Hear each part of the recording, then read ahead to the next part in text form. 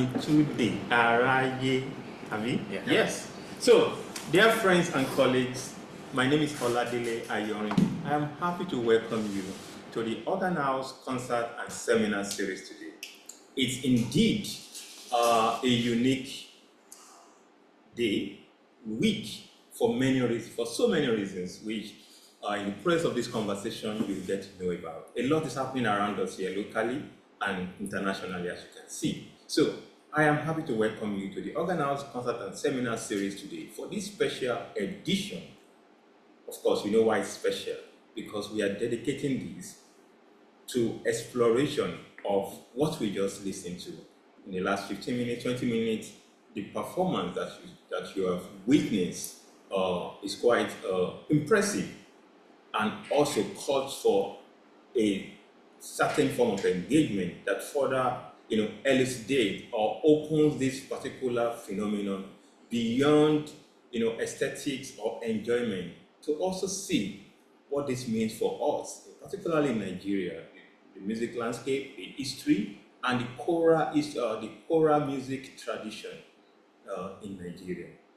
So today I am happy to welcome our colleagues and friends and brothers from Mountain Top Chorale to the Organ House Concert and Seminar Series. So today, of course, we have two core members of the group. We are expecting one more, and the person is actually with us online. Shortly, he will join us in person. So by introduction, I would like to welcome you, Mr. Okedunmola and Mr. Olaore Adedamola. So could you please introduce yourself to our friends and colleagues as we step into this process? All right, so my name is Oluwasegun Okedunmola. I'm the conductor of the Mountain Top Chorale. And prior to being the conductor, I've been a member for like 10 years. And this is my 11th year. And I'm now the presiding conductor. Thank you so much, Mr. Shegun. It's nice having you today. And to my right also, Mr. Olaore. Of course, to many of us who are attendees for this, who have been following this particular program, you know him very well as of course. So, Mr. Olaore, within a different cap, you are welcome again. Can you please introduce yourself to our colleagues? Thank you so much, sir. I'm glad to be here, albeit in a very different capacity. Yeah. Adedamola Olaore, as you said. I am a member of the Mountain Top Chorale. Like you said, we eventually started together like 10, 11 years ago now. I'm a baritone singer in the choir, and I'm literally assisting the leader. Wow. Thank you so much. Okay. I hope some of us, our colleagues online, can, definitely they can hear us what I'm saying. Okay. We have one more core, or we can say key member, that is going to join us shortly, and that's in the person of Pastor Joshua Afolabi. Definitely is here online with us. It's also is on his way. He will join us shortly in person also. So let's just kick into the process and see how we can push it while expecting him in person. Of course, it's going to contribute to the process and the conversation here also.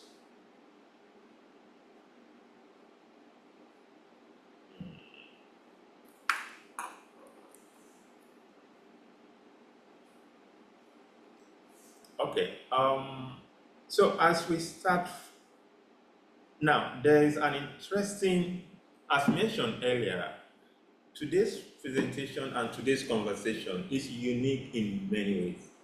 And one of those ways is simply because this particular choral group has a distinct narrative, history, trajectory, and approach compared to what we are used to in terms of choral history, particularly those who have acquired global fame in Nigeria. And because of that particular reason, I would like to quickly, in 2-3 minutes, to run us through, you know, a kind of trajectory of the choral dynamic in Nigeria. Particularly, I'm talking about internationalization, globalization, visibility, global visibility of Nigerian choral, music and performance. Of course, we know that now it is quite a unique thing and more possible for people to travel out to perform. Of course, we've seen a lot of that in the last 15 years in Nigeria. Yeah. But this is not a unique phenomenon in Nigerian choral music history. For those, the students of history, musicology, scholars, for those of you who are aware, this dates back into late 19th century. Yeah, by that I mean Nigerian choral, Nigerian choir, musical groups like MTC have been traveling, have been undertaking global tour as early as late 19th century. Precisely, the first one that I can remember, particularly from historical perspective and from research, dates back to 1895, when the Port Harcourt choral, the particular choral group Port Harcourt, is actually whatever traveled, undertook more like a community board, were sponsored by colonial masters to travel to the United Kingdom as part of what they call the global exhibition of the time. Many choirs are choral groups across the continent, including South Africa, Ghana, and those from the DRC also partook in this global exhibition. So that is one. The second one is also another school from Umaya who performed Othello, Beethoven's Othello, and also as part of 100 years of celebration. Is it out of Beethoven's, or I don't know? But it's a global, it's a celebration of a particular landmark in uh, European classical music. So this choir was also invited, and they toured England and Europe, and they performed their major piece that was where they were asked to come and perform was actually Beethoven's Othello, the opera setting at the time. And of course, from the 1930s down to 1980s, we have several manifestation movements, and the first one we know, which are in the 50s, is a group of the Shango, what is his name? Duro Ladipo. Thank you so much. Duro Ladipo also performed across the world. Apart from the theatrical work, the choral component was also significant in the sense that it attracted, global responses, both from the public and also from the scholarly perspective. Then we have the Akinwuba, of course.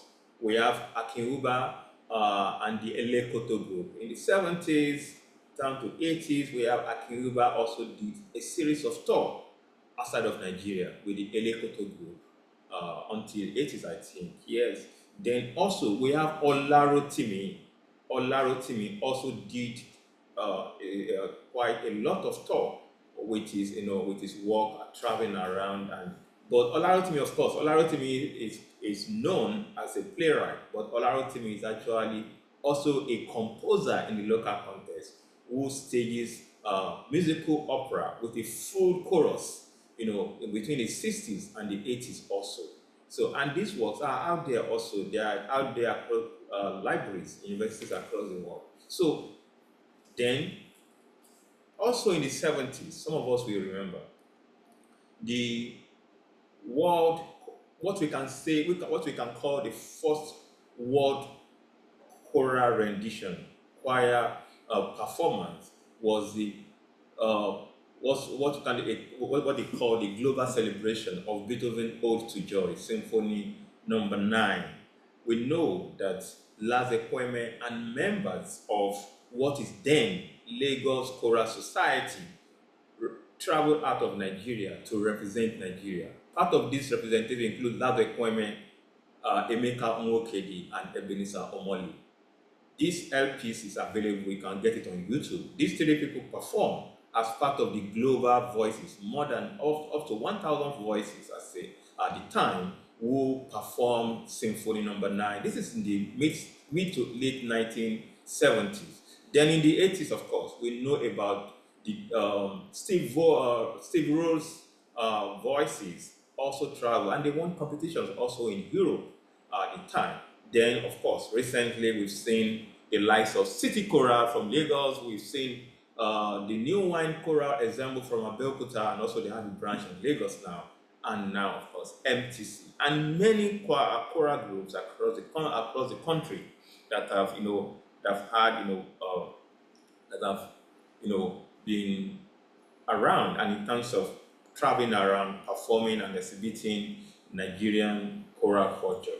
Yeah. But again, the difference is clear in many ways. The first is simply that the choral group that I've outlined, at least dating back to almost 150 years, of global visibility of Nigerian choral music. These are what we can call private or commercial, choral groups. These are not church. Of course, we know about Christ Church Marina. On many occasions, the choir have gone on break in London to travel, but not in the case of MTC.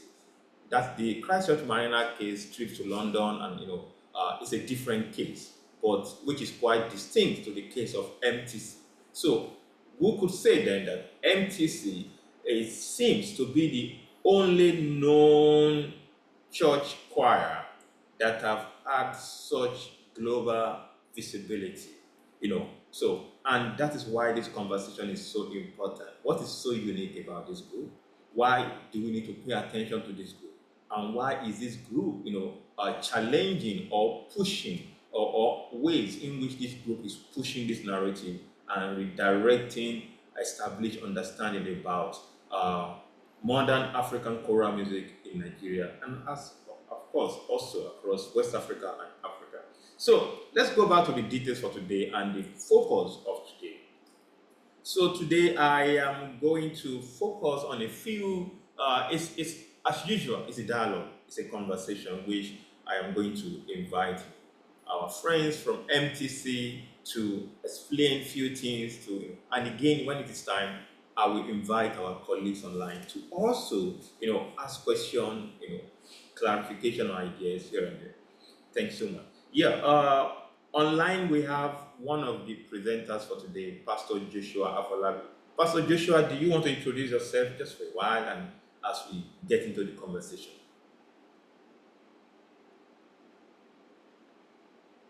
Hello, Pastor Joshua, do you want to introduce yourself?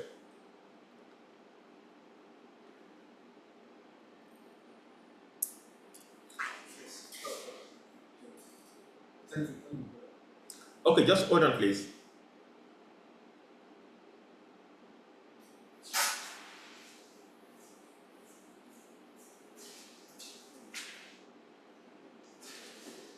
Just hold on. You have hold on very well.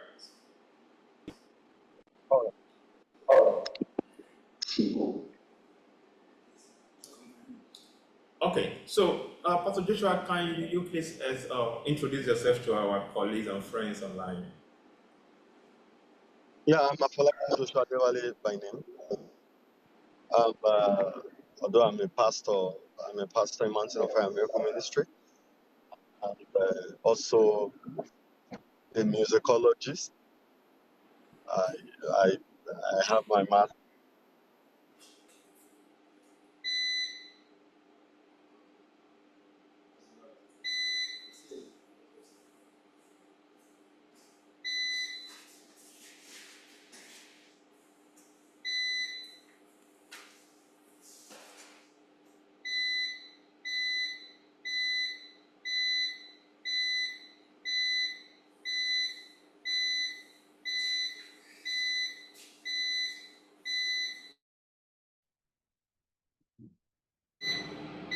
Hello?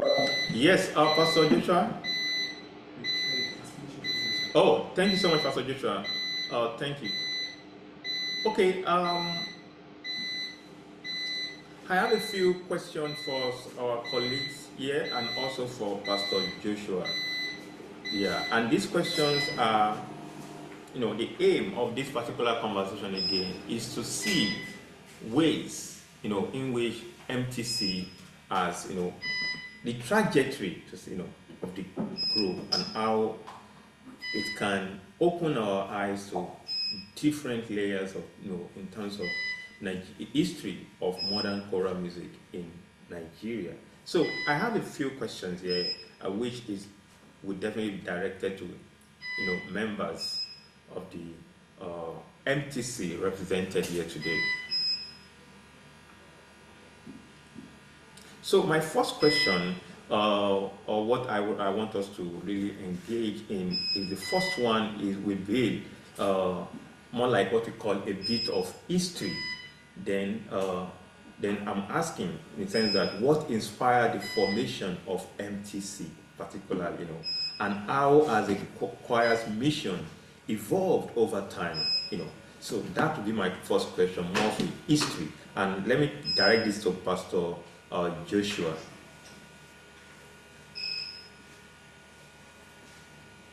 Pastor Joshua?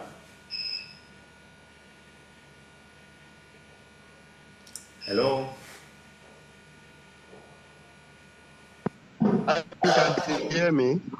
Yes, I can hear you clearly. Thank you. Yes. If you can hear me, I'll just continue. Yeah, the Mountain Top Chorale started in 2013, Wow. precisely March 2013, with 10 singers. And we had 14, where we performed a Chandos Anthem number 8 by Jeff Andel, and a few other compositions by our father in the Lord, Dr. Dike Olukoya,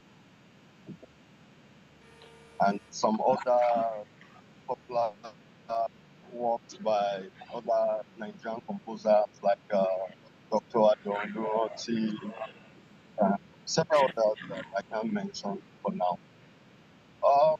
Actually, one of the inspirations that made us to start what we do today actually came from our father in the Lord, Dr. Dike Olukoya. Indirectly, he didn't know that he inspired us to start what we have today. Due to the way he always challenged us whenever we performed, and always saying, you people, you don't have dynamics, you don't have this, you don't know about depth, you don't know about this. And this gave birth to we digging deep and trying to do much more research into how can we be better than what we have around us. Then we have the church choir, the senior choir in the church, but we want to do something more. So the inspiration just came up from passion to give back to the best that should be seen in our environment. And I do remember then that particular year, we traveled to South Africa, myself and the other leader, Mr. Derayo, because we both started the choir, and we stumbled on a booklet, and we saw, oh, what choir game? What's this? And we went through it. We could see different choirs in the world, gathered somewhere, performing, looking at different type of pieces, and we're like, wow. So which means this is also possible for us to have a choir in Nigeria that can do something fantastic beyond the imagination of what we are used to in our environment. So, and we began to work, research. Although myself and Mr. Derayo, we were music majors. We went to Muslim Diploma School before doing our admission into university. And so the passion came in as a result of our our interest in giving the best in our environment. Now, when I link it to the name Mountain Top Chorale, actually the name was not what we had in mind from the beginning. The name would have been DKO Chorale. But a lot of forces came up that no, you can't have that, you can't start anything, you can't start up a choir group aside from the one we have in the church, and we were like, wow, how will this be? Then I remember Mr. Derayo traveled to the US. Mr. Derayo, but they traveled to the US and he came back. And it was like, no, we must start this. And I encouraged him, then meet the Jew and let's hear what the Jew is going to say. Give an approach, go ahead. And looking at the passion he had himself to coming back from the States, from the US, and he was like, now this is what we must do. And we're friends and we began to work together, picked few singers that are interested in, joining the first team then. And everything is history today because we're close to about 50 singers today and different good singers. I think that they also had the same passion like the way we had, also came to join the choir. Before you know it, we continue to achieve the best. And I think in 2015, when we went to Veningerode, Germany, where we had our first competition, then a lot of singers were interested, seeing what are they doing? Is this achievable in this environment? Then we came back with we won 2 gold in the 2 of the categories we put in for them. We came back with gold and people were like, wow, so it's possible. A Nigerian choir can do this, even from the church setting. And in 2016 too, we went to Sochi, Russia, we had 2 gold. In 2018, we went to South Africa, we had 2 gold. And this year is not an exception. We had 2 golds in the 2 categories we put. So the inspiration is as a result of we want the best, not for ourselves, not for the church, but to also show to the world that it's possible from this part of the world, Nigeria. And we give God the glory for having our sponsor, our Father in the Lord, that supported our vision, supported our passion, encouraged us, not looking at what people will say. He continued to sponsor the trip. And today, all glory be to God, we are where we are today. So the whole thing came up as small talent, inspiration, and today we give God the glory.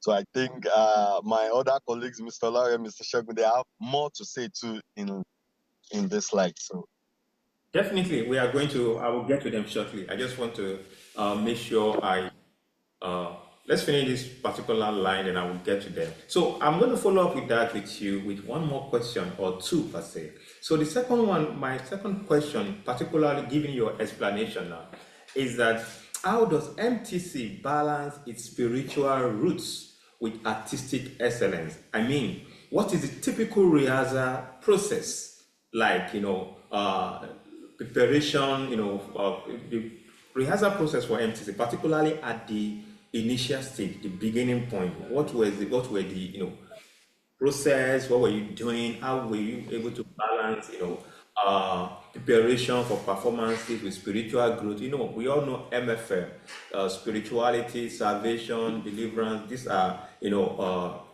non-negotiable character of any member of the church. How were you able to, balance all these characteristics and demand with development over the years?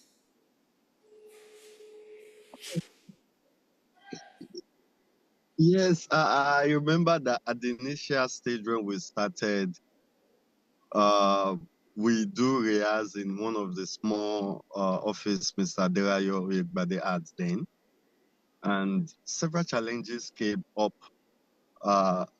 considering the fact that in the environment where we had an existing choir always rehearsing, but we had a different mindset of what we had in mind. So we always rehearse in his office late hour, and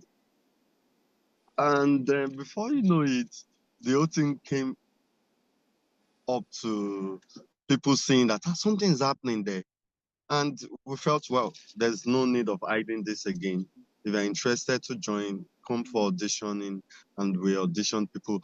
Now, looking at Mountain of Fire Miracle Ministry being a spiritual church, then most of our repertoires are mainly Negro spirituals, and some of the compositions, the Christian religious compositions by maybe someone like Dr. Lumoti, our father in the Lord, Dr. Dike Olukoya. So we have the consciousness of most of our works must be something that we can perform in the church. Although Okay,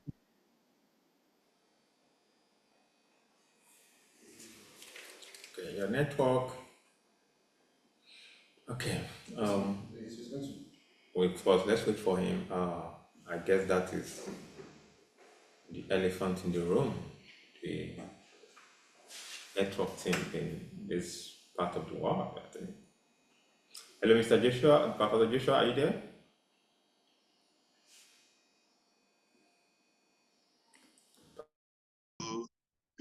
music. Sorry,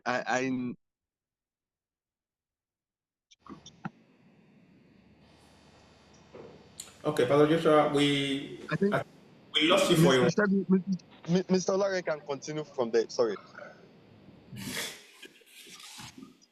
Okay. Okay, Mountain Top Chorale. At that time when we started, it was another church choir. What do you mean by that? Like you said, there was the main church choir. You see, what happened was the gentleman who worked with him, the two of them were the brain behind the system. The two of them, being good friends, they graduated together at the Muson Of course, Diploma School. So they had an opportunity to travel, and they saw the brochure of the World Choir again. You know that we can do this. Let's gather good singers from the church and present our proposal to our Father in the Lord, who we already know is a passionate lover of music. And most of our time was always prompting the choir on ground for excellence, for better performance. If my memory does not fail me, it was part of the reason why the person of Mommy Banke Adedamola was brought into the picture to raise a standard choir. Yes, Coincidentally, I joined around that time. The excellence, the distinction, and the beauty she wanted to bring into the picture was not being understood properly by our members at that time, because most of them were, church choral volunteers. Most of them were not really trained like Mr. Derayo, Pastor Joshua, who went to a formal music school. And so the woman was literally struggling with that because she was also trained abroad. She knew what she wanted. She was actually trying to pass across to them. Fine, a good number of people caught the vision, but not the entire group, because people were just volunteers. They felt, church, let's go serve God. So the quality was not really coming out. So one good thing that Pastor Joshua and Mr. Derayo did was to call their friends, people of like minds, let us do this together. I haven't gotten a go ahead from our Father and the Lord. Let us do this together. So 10 choristers, they actually started with less. We're meeting regularly, and when I joined, it was like, are we ever going to perform these pieces? We're just rehearsing, and like you said, they were strictly church music. We had repertoires from Ekweme, Samuel Juku, Our Father and the Lord, Dr. Laurenti. Those were the main repertoire we had then. And of course, hymn arrangements from literally church liturgy. Our first homework that really made us feel we can do this was the bold step taken by the leadership. Mr. Derayo, Pastor, let us do a choral exam, the ABRSM exam, the choral exam. So, and that was when we now broke off our religious music. We got pieces from the exam repertoire. So we attempted it, and surprisingly, we had a distinction. Wow. That poured us into believing a lot of things. You see, they had the mind of what choir games, but they were still raising a very crude choir, right? So it was a crude choir, passionate, interested. Like I said, they called their friends, people they can say, let us do this, and they will agree. Unlike the other group that was a mixed multitude, people were interested. They had basic knowledge, they could grow. So after that ABRSM exam, we've just felt we can do this. So that spurred us on into proposing for the 2015 Johannes Brahms choral competition in Germany. And just like I said, the proposal came to our Father in the Lord, they said it.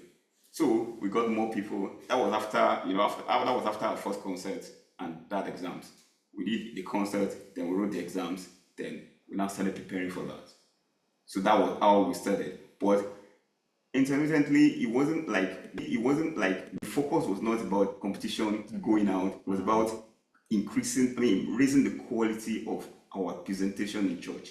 We have seen Mommy Banke trying to raise the bar, having some difficulties because of. You mean with the other choir? With the other choir. Okay. So we were a member of that choir. Derayo was a member of that choir. Okay. Pastor Joshua was a member of that choir. I was in that choir.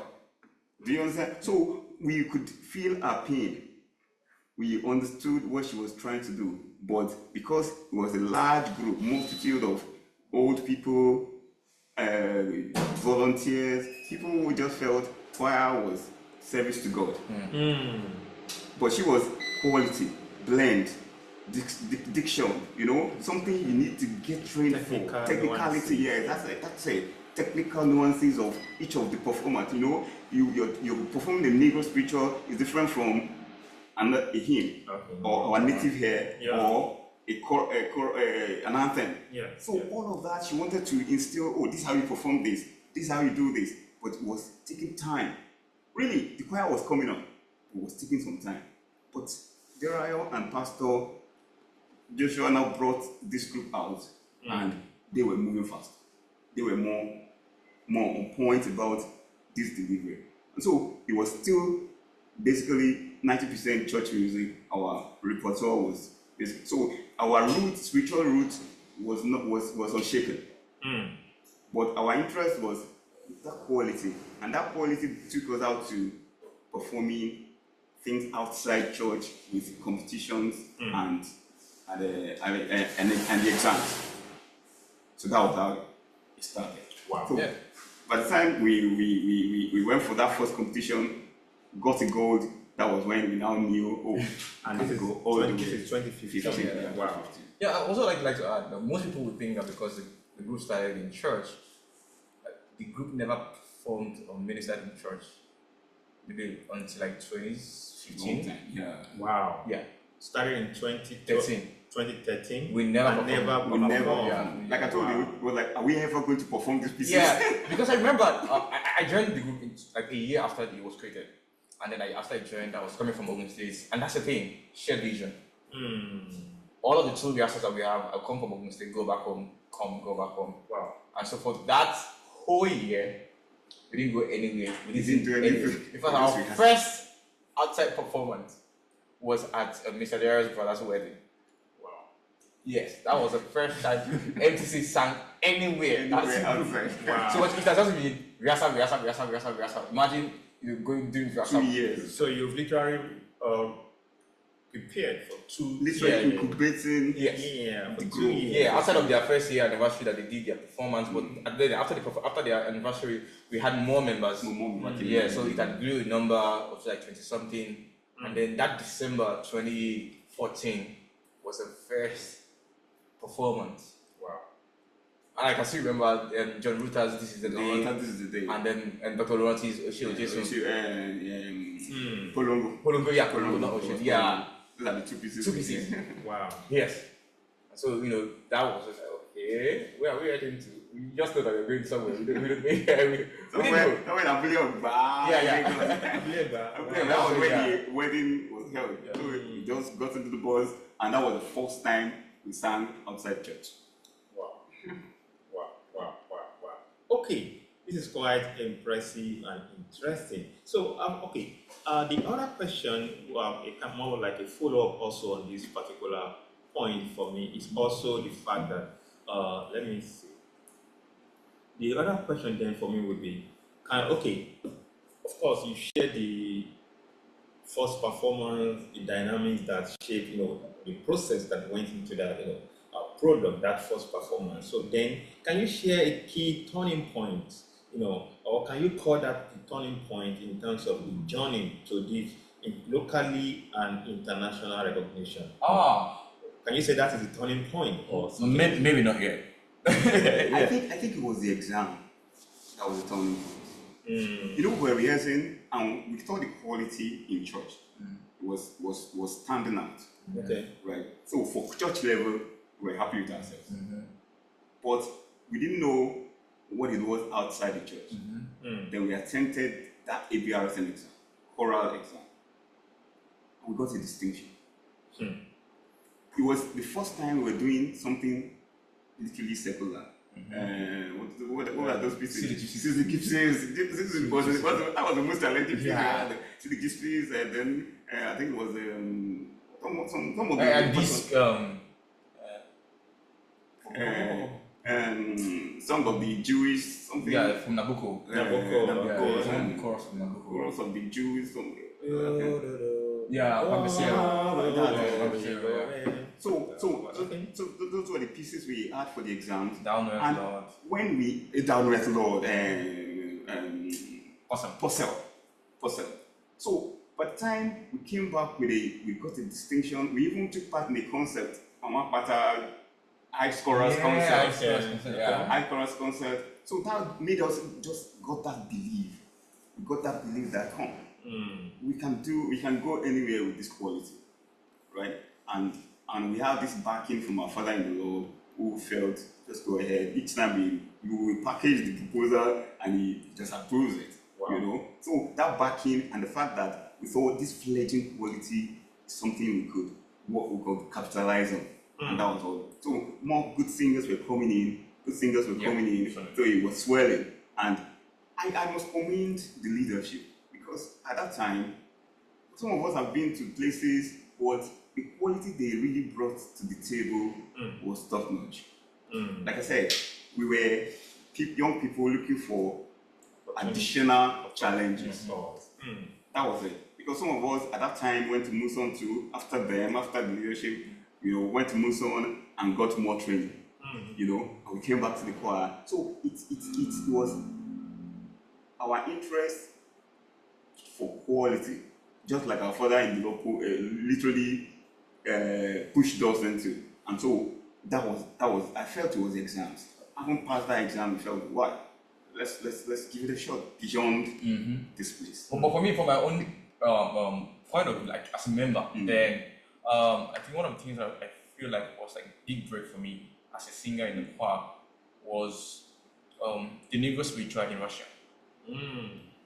So because we've heard about studying Rush choir, these guys have been winning the What choir game for? yes.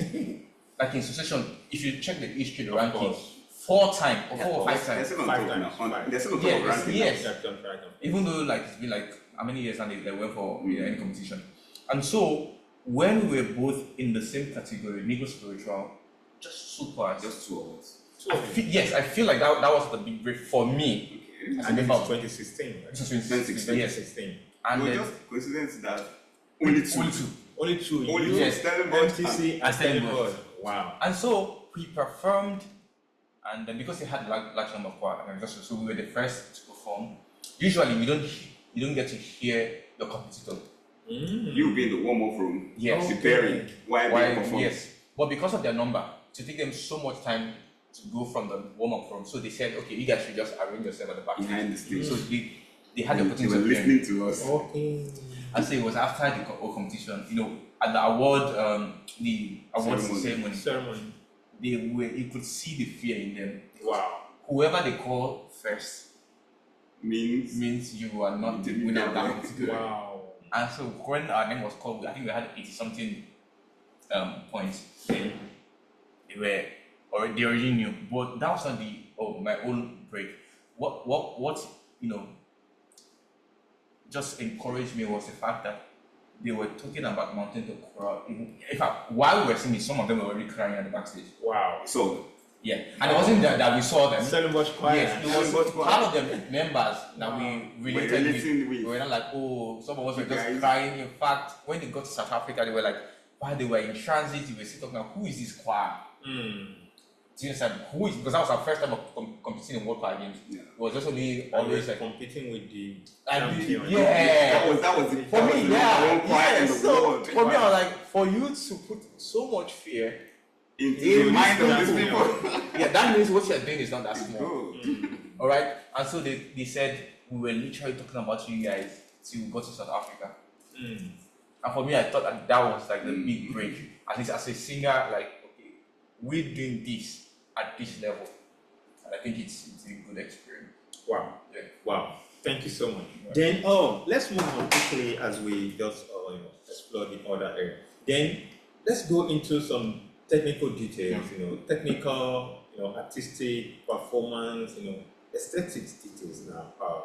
So, what conducting techniques or philosophies have influenced, your own approach as a conductor, particularly for this last competition, preparing for this competition? So, what philosophies, approach, or we can say, leading to the choir, of course, why are you leading the choir, and how do you communicate your vision to the singers? Okay.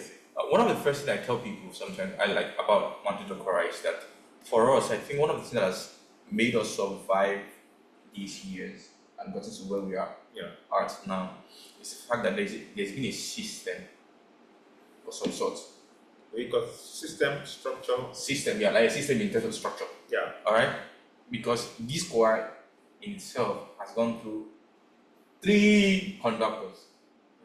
First, the founder, as is where, then another person, Mr. Emmanuel, who is now in South Korea, and then myself.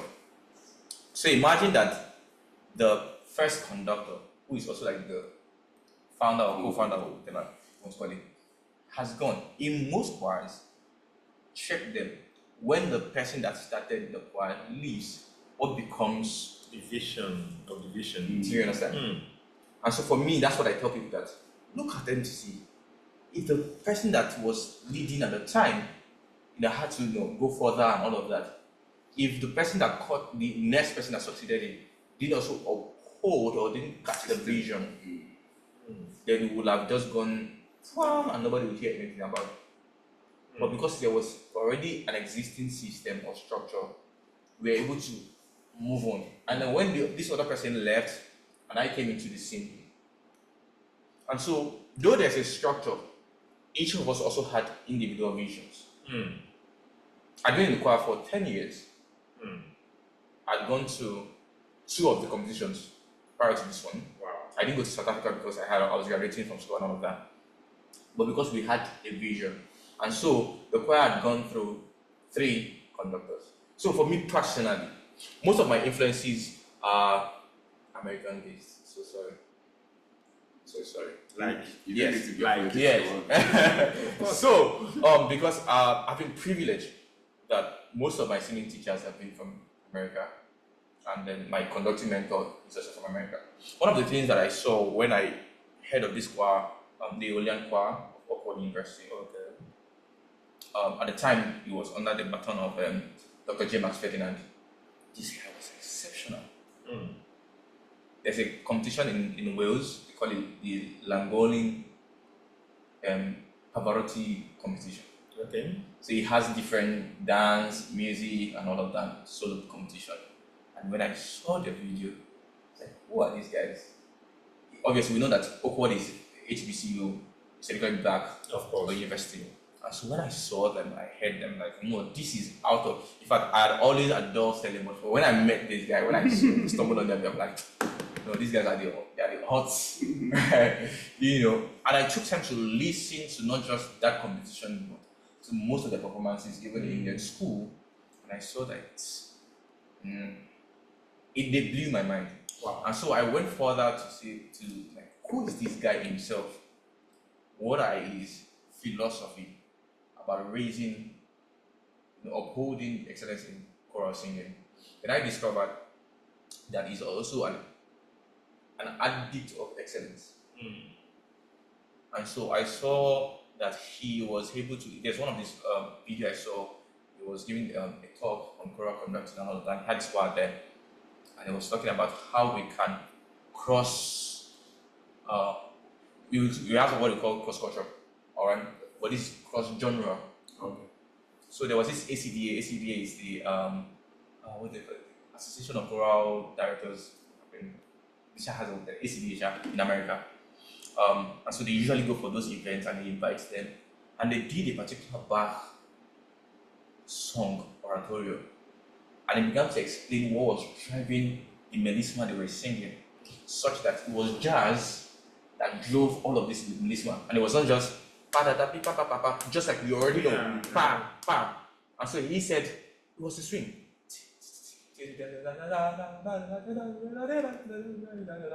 So there was something driving the approach to singing all of this. So and I started to see that okay, we could bring this into our own thing. I, as a person, then I started to feed on some of these things he talked about. How when he got into upward, he said no vibrato. Because I think they had been used to vibrato, and people came and criticized saying, no vibrato, we can sing beautifully well without the everything that you hear, whoa, whoa, whoa, whoa, whoa, whoa, whoa, whoa. And for me, that was what I was just doing. I watched most of these videos that I could find. And that really helped my approach to choral conducting, helped my approach to even rehearsal, how do we treat the music. Also, what do I pay attention to, at the rehearsals? And that's one of the things that we were able to do in this, last competition. We literally started preparing since last year, even when we're not sure if we're going to go. Because I'd seen some of the things that we didn't do right in the past competitions. So I had studied the things that we did right and the things that we didn't do right and how it affected us. All right, because the past one, I think the choir had 2 silver, 1 gold. How do we avoid that, such that we can internal review? Yes. And so once I identified that, I was able to I called some of my big brothers let's start this thing early. While we are trying to approach our daddy, this. We already brought some of those songs in. And in January, once we selected the team, we started the work. In fact, we had to have extra day. And now, this is also to commend the choir such that we are a functioning choir in the church. So when they call you, come and sing at the manor water service, you won't say that I'm prepared for competition. I'm not compared to other people that you go and compete with, that they are just a choral. Yeah, nobody's calling them in church to go and. Do you understand? And so we still had to and people still had to go to work. So we still had to move or walk around all of these schedules. But because we already had a plan, and this is what we are trying to achieve. And so we had all hands on deck. When people were going on a holiday, the public holiday, either Kabir, I don't know which one of them. Spend the whole day. So we had to okay guys, let's come together. Tell your spouses, Let them release you. This is what we're trying to achieve. And so we spent a whole day treating all the other parts, part rehearsals, no food though, you will eat after the thing, Wow. And so, and for me, I just had one go in mind. And I had a mentality. There is nobody that we cannot compete with. There's nobody we cannot beat. And there is there's no category we cannot do well. That is not my thing. Does not mean I cannot beat Whoever is there. So whether Negro spiritual or musical contemporary, folk, I think the key thing is excellent. That's one that you want to do. Make sure that you're doing it at the highest capacity. And for me, that has changed the sound of the choir. Every time I go on YouTube, in fact, with the fact that we've uploaded some of these videos and I've watched them, I still go back again and watch. I'm like, oh, is this really Mountain Top Chorale? Okay, let me interrupt you a bit, just for a while. I quite appreciate the kind of insight you are providing, particularly into the internal process of the MTC choir development. Yeah. So I'll come back to that. I have a follow-up question. I want you to clarify, on a few more to provide clarification on a few things. But before that, to our friends online and colleagues, thanks so much for your patience and for your time today. So today, for some of us who are just joining us for the first time or just checking into this platform, this is Mountain Top. This is MTU. This is the Organ House Concert and Seminar Series at Mountain Top University. So this series is dedicated to, artistic, creative, musical, or experimentation, performances, scholarship, and forms of documentation. But most importantly, the Organ House Concert and Seminar Series is a space, it's a free space for critical thinking, like we've had today, for critical thinking, for creative explorations of ideas, mundane things. But beyond the mundane, we are interested in unpacking processes that shape products, that give life to performances, creativity, that inspire creativity in many ways. So today we are privileged, we are happy to have among us today on this conversation today is the MTC choir. We can say the award-winning choir. I think from the bit we've had about the history, the process of the choir, we can now use the label, the award-winning MTC choir from the Mountain of Fire and Miracle Ministries. So it is indeed a great time to have this conversation with this choir. Before the conversation today, we've had series of the performances that we are talking about, that Mr. Shegun, the conductor, is talking about. Perhaps if time permits, we might want to, play one of the videos of their performances there during the World Choir Olympic Game in Auckland, New Zealand, July this year. But before that, back to the MTU, the Organ House and Seminar Series. If you check in the chat box, I have just dropped a link. You can join us online either via our social media pages, YouTube, Twitter, and Facebook. We are there as Organ House Concert and Seminar Series. I have just dropped the link to our YouTube channel. The YouTube channel serves two purposes. You can follow us. The first purpose is to document this kind of conversation for further exploration, either by practitioners in the community or scholars who want to advance on this conversation.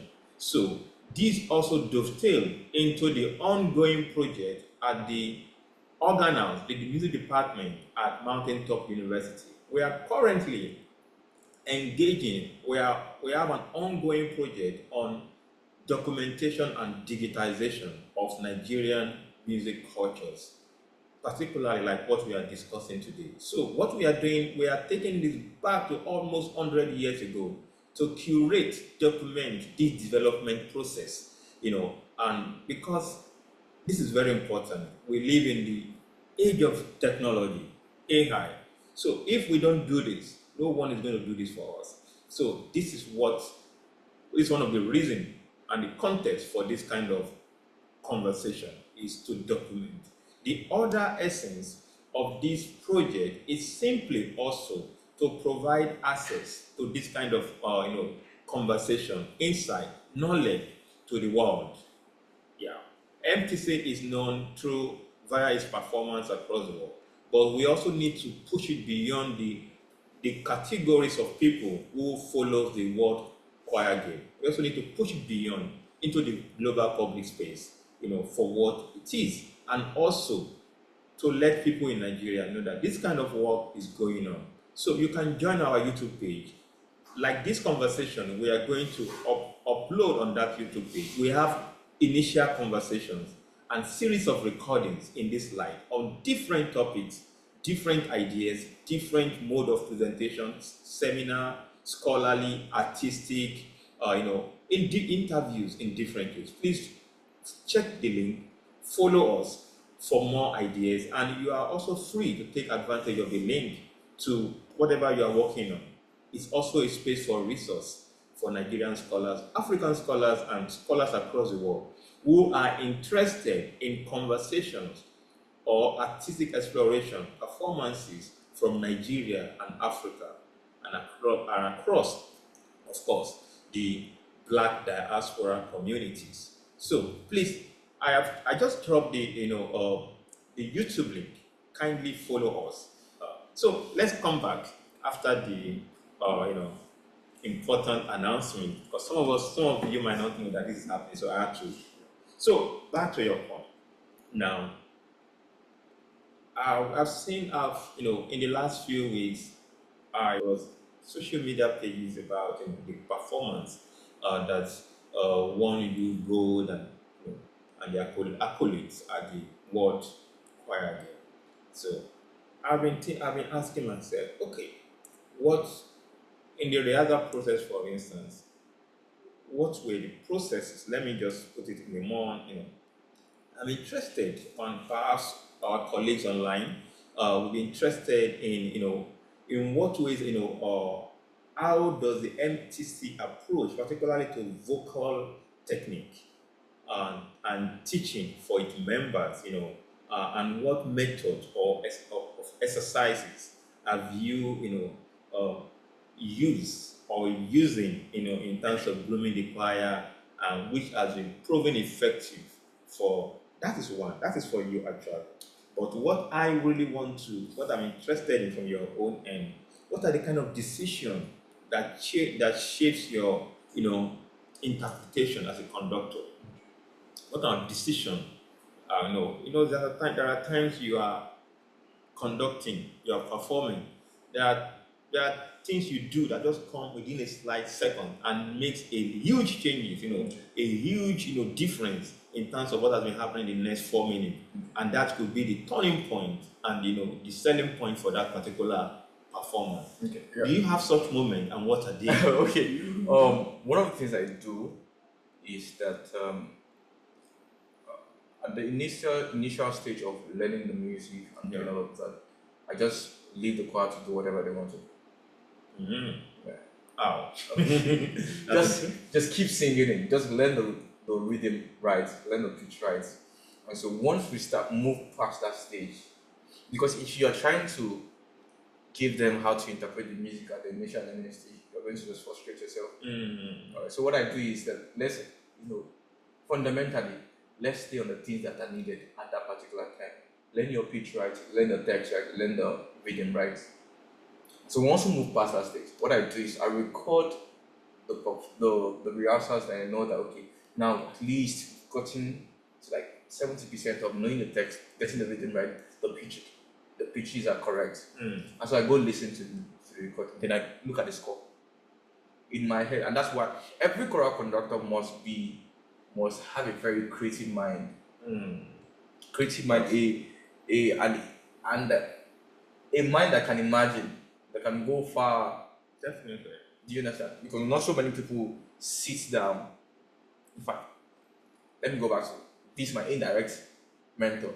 He was the first conductor I ever saw that took his piece of music and was conducting without the choir. Yes. So what most conductors do is you come to rehearsal, then you begin to pa di da da da. But I saw him with his music conducting without the choir. In fact, the choir was not even doing rehearsal. The same way you tell your members, go and learn your music. It's the same way choral conductors are supposed to go and learn their choral patterns, their conducting patterns. Wow. Okay. That competition, you didn't go with us.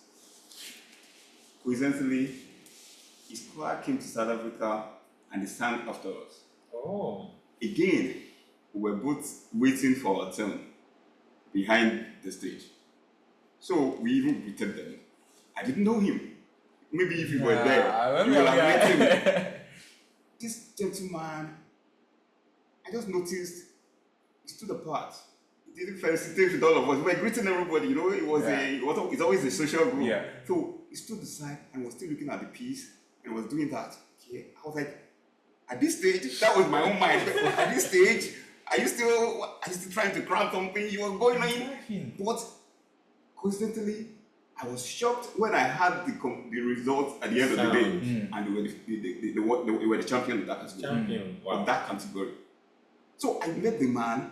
I just wanted to stress what you were saying, that's the kind of person he is. You know, he was still looking at the piece and was literally practicing what's going to do in there. That was what was there. And that's just to add to it. What the video I saw of him doing that was a competition in Wales. Okay. That they won the world world champion. Yes, the London competition. And I was not there in 2018 when he went. It just to show that he's dedicated. That's a routine for him also. And we rarely see, I wouldn't lie to you, we rarely see choral conductors here in Nigeria, at least we're in Nigeria right now, that would take their time and say, I want to go and practice. What cue do I give my choir? Because sometimes you see people now, they become very creative on stage. Instead of to give them maybe 2 bars, full bars, you give them 1. But at the rehearsal, maybe you've been given 2. And that now throws the choir off.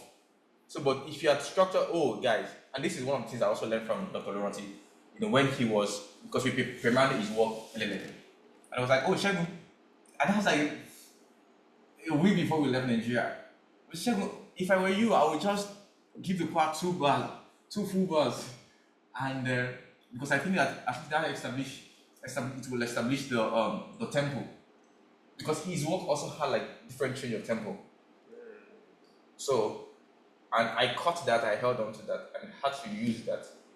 Before, I wasn't doing that. And I had to do that for all of the music that we were going to sing.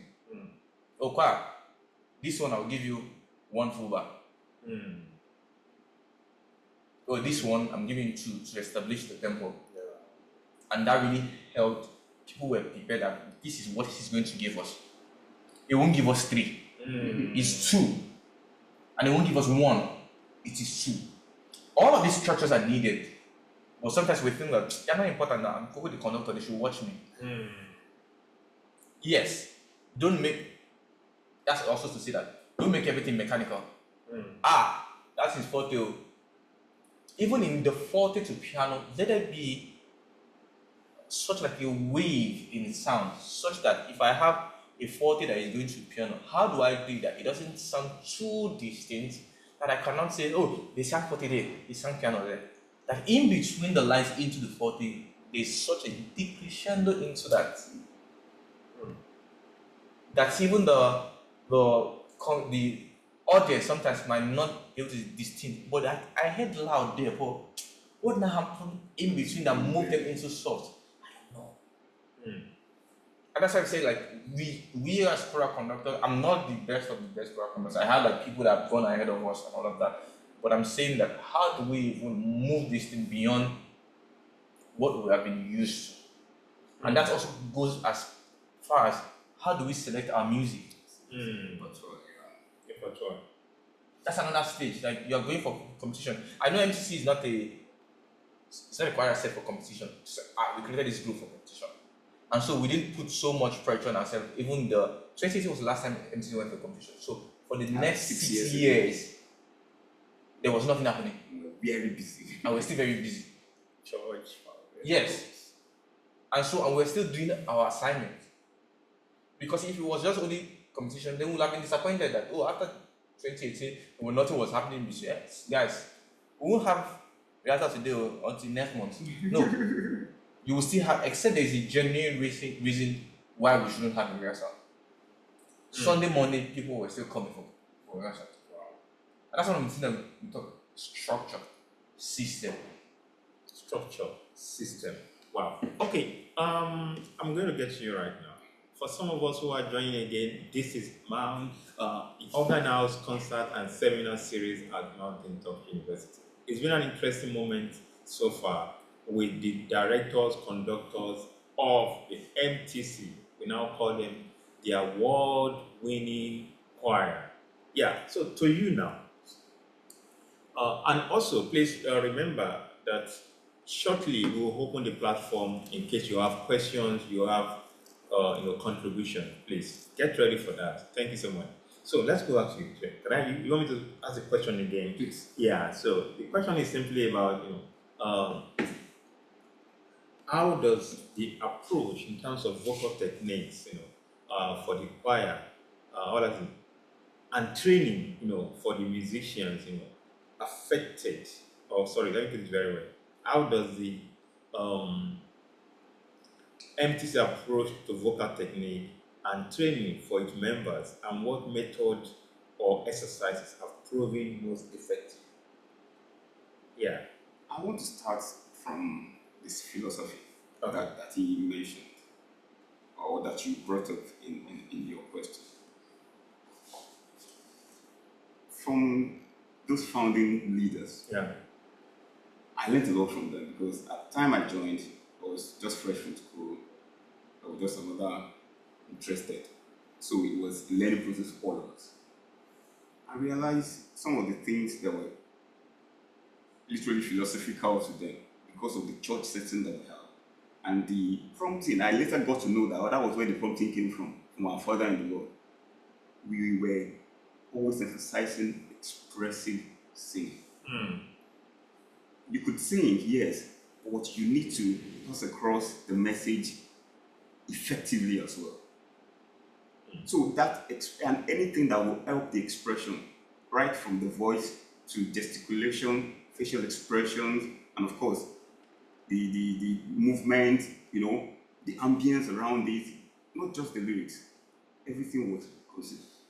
Every time we get an opportunity to stand or perform, we get a feedback from our Father-in-law. Oh, only 2 people were smiling. Oh, only 3 of you were smiling. Oh, I want you to smile.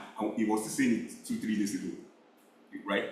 It's looking out for that expression in terms of the whole package. Okay. So, because it's a church, we are ministering. That's what that's what we're doing. Of course. We're ministering. The last member of the congregation should get the message. Definitely. So every tool we can put together to achieve that, we will try to employ it. That was one thing. Now, training. I'm probably the last recruit into this choir that didn't go through a very rigorous recruitment process that we have. And I guess that was why, maybe because they knew I was at Newsom. But even then, afterwards, that didn't matter anymore. The leadership then would require you to at least be musically literate to come in. You could read. Yes, a few people were admitted without reading, but they had something else. They could learn fast, they had a good voice.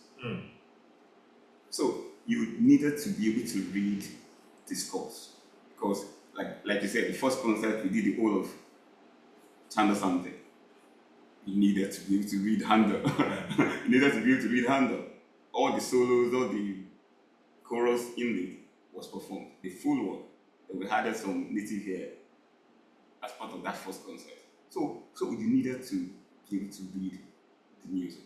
And that was, to a good extent, a very important thing we held on to. Like I said, we were coming from a choir that was a mixed multitude. We wanted to create something that was effective. So we needed to read. Apart from that, we knew the requirements from our Father in the Lord. We needed to be able to respond to gesticulations. You know, so we were looking at harmonious chorale, the Ghanaian choir, Okay. and they were an influence at that time because apart from selling body, we were looking at them. They're also very expressive. They had the unique dances, choreographies that they were. So we picked some of their pieces and we learned their dance as well. You know, Baby Papa, you know, all those songs. We did it. We needed to learn from such group to be able to express ourselves. So you needed to read music. You were expressing not just with your voice and your face, which is important, but with your body movement, right? Apart from that, we had this internal system that was Dera's making. Periodically, you run through an audition yourself, give you pieces, and you perform in front of the choir. And of course, you'll be writing details of your performance, and they give it to you. This is what you did where you did well. This is what you need to improve on. That was periodic. You will just come with 2 standard pieces, and if the last exam you wrote was grade 5, it will tell you, why don't you attend grade 6 next? You are not thinking of it anymore, but it's literally pushing you into it so that you can improve. And every time we give ourselves, there's a concert, there's a performance, the build up to such work is always awesome. Of course, naturally, if you were part of it, you were not the same after it anymore. So it was inspiring a lot of steady growth. So learning from others, giving ourselves those standards, gave us the edge. So apart from all of that, we also were looking out for, okay, who are these, just like you said, who are choirs that were outstanding. So we were literally following them. We watched a few videos. We prompt ourselves, right? You know, harmonious chorale. We're not just looking at America and UK. Harmonious chorale was just next level. Ghana. Right? But they had a lot of things that we could learn from, and so we followed. Sterling Budge was everywhere, we followed. Alien choir came along, we followed. So those things those choirs were direct influence to our training. So we looked out to blend exercises on vocalities. So we created ours, not just the general thing. We created ours because we're looking at, we have 10 sopranos, but we only have more of soprano 1, fewer soprano 2. We literally brought all our mezzos into soprano, full-blown sopranos. We're not in alto. They were not contralto. They were mezzo sopranos. So that build up that line. We had a standing bass, we had a standing tenor, and a baritone group. Our tenors, we could walk around them because the 2 parts were available, tenor 1 and 2. But we had to really work on the ladies, you know.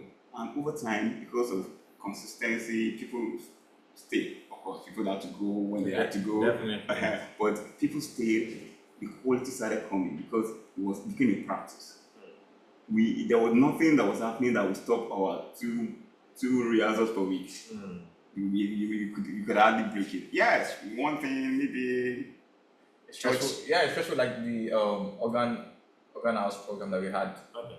You know, because it was very stressful. At least we took a break after. The build up to that seminar we had was really so we had to take a break. But generally, and what inspired that was our first competition. We met a choir. Mula Boys. The Mula Boys, coincidentally, a boys choir conducted by a lady. Wow. Yeah. Conducted by a lady. They told us they were from Chinese Taipei. Yeah, Chinese Taipei. Chinese Taipei. Okay. They told us they rehearsed 7 hours daily. Wow. Sponsored by the government. That's Asia, of course. Right? Yeah. And we were rehearsing 4 hours weekly. Sponsored by that. You understand? So how do you want to compete with such people?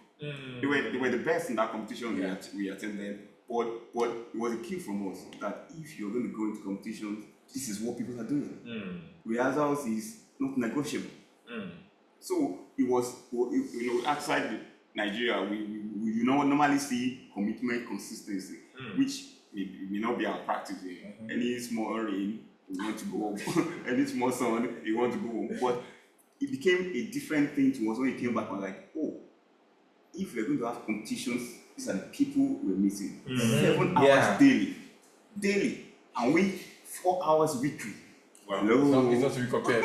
Hello. So it was a challenge.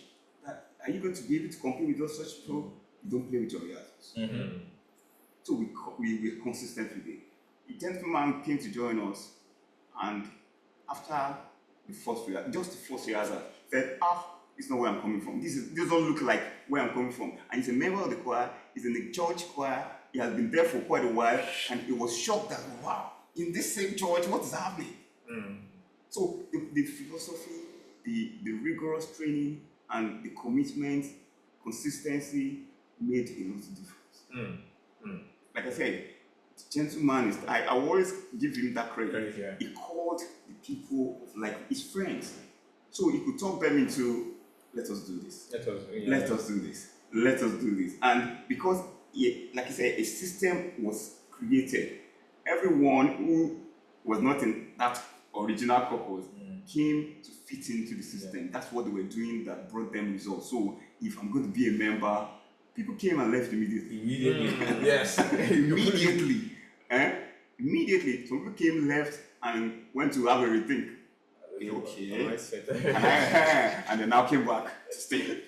You understand what I'm saying? So that was the approach.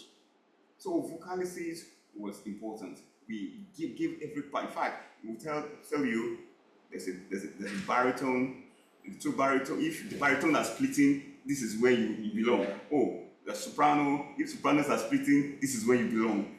Alto. So we have a vocal system that defined everybody's part all the way. And that was what created effectiveness and the results we got. Wow. So everyone who comes maintains the system. Keeps it going. Yeah, that's the thing. That's why I'm enamored on the system. Like, you don't just come and start creating your own thing. You don't come and say, okay, we're not going to do rehearsal Mondays ago again, and let's be doing Wednesday. It's an established system structure. And all you can just see is to, lift it or, raise it, refine it, improve on it. Not that you are trying to bring that your bid. For this competition, okay, prior to this time, we had always been doing our 2 rehearsals and VGs. And because I'm a trained singer, I'm like, okay, the effect VGs will have on our voices. Why don't we? And we unanimously decided, let's add another day to this instead of VGs. Instead of VGs, that saves us, vocal stress. Voice, yeah. All right. In fact, it was when we came back I noticed that the Delaware Scholar, they started their own preparation 10 months ago. Wow. We started 6 months ago. We started 6 months ago. That's an improvement. At least on our own. We will not spill out the secrets. No, we cannot. Okay.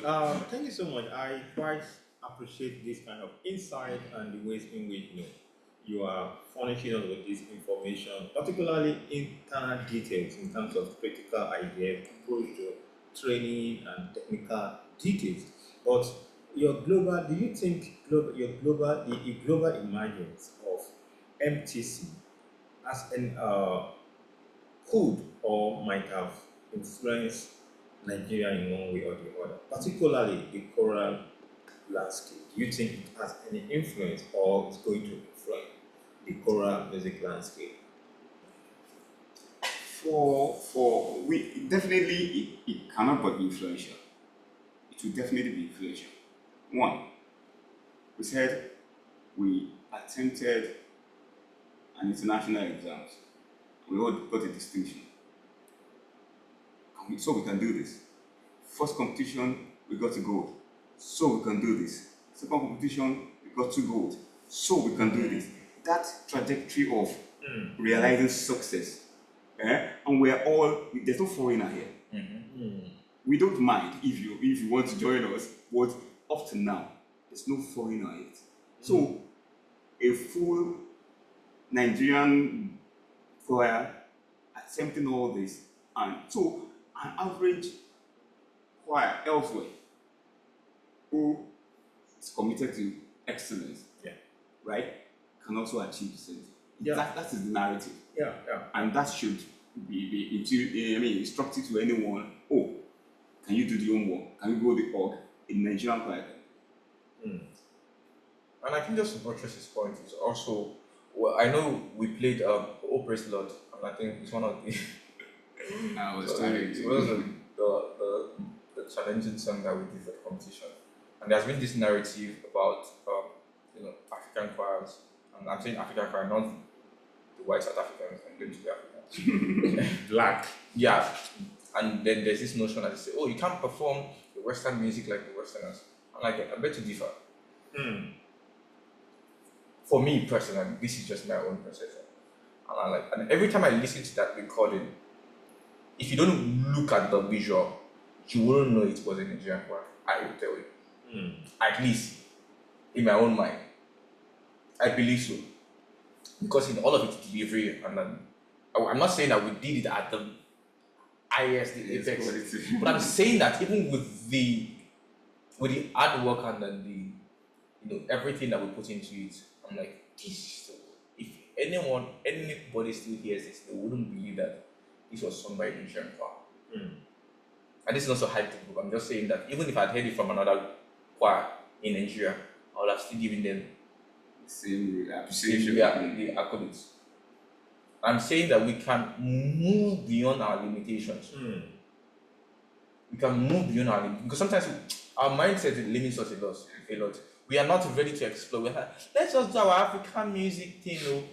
Whereas the Westerners are also trying to do this same African music thing at the highest level. Of course. We have a lot of Americans that beat gong as though they were born in and raised in Oshun, or do you understand? I'm saying, why can't we also, imbibe this? Yes, do their thing at the highest level as though we are indigenous, we are citizens. Yeah. So, and that was the mindset we carried along, that these songs that are not necessarily our own kind of song, the whole praise the Lord, the Negro spiritual. Our fathers were not part of the slaves that they took to. My father, my grandfather's parents were not part of those people. But with everything that we put into it, the interpretation, one of the things that we were talking about, because that's another thing when you said, oh, how do we prepare for all of these things?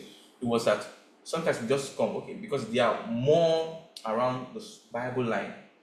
Hold on, we were talking about Noah and the ark. Hear my prayer, it's a prayer, it's supplication. John saw the number, it's a passage in the Revelation. What else? Joshua. We also know. And so what we did was look through all the texts. And because it's liturgical, how do we interpret this? Consider the storyline.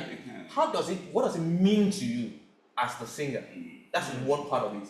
Because I can't force my own mindset or my own perception of the particular music on you as a singer. It will be more mechanical. And they said we should be like this. When we went back, people that sang, the choir members, were shocked of the things that they were doing during the performance. People that naturally, in fact, few minutes to our performance, I had to shout to one of the members like, "No, you have to get into the song." And so, when everything started, the chips were down. What these people?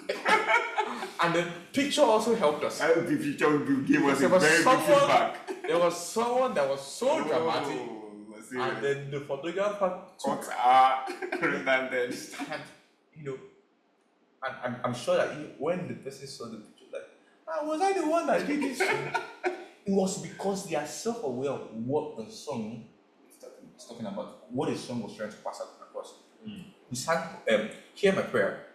That one was more solemn, and then our media guy said there was someone, because he was at the gallery, said there was one girl that was just crying, but he couldn't turn the camera and look at the camera. And one of us was also saying, as he looked up to look at the image that was in that cathedral, he said, I felt like crying.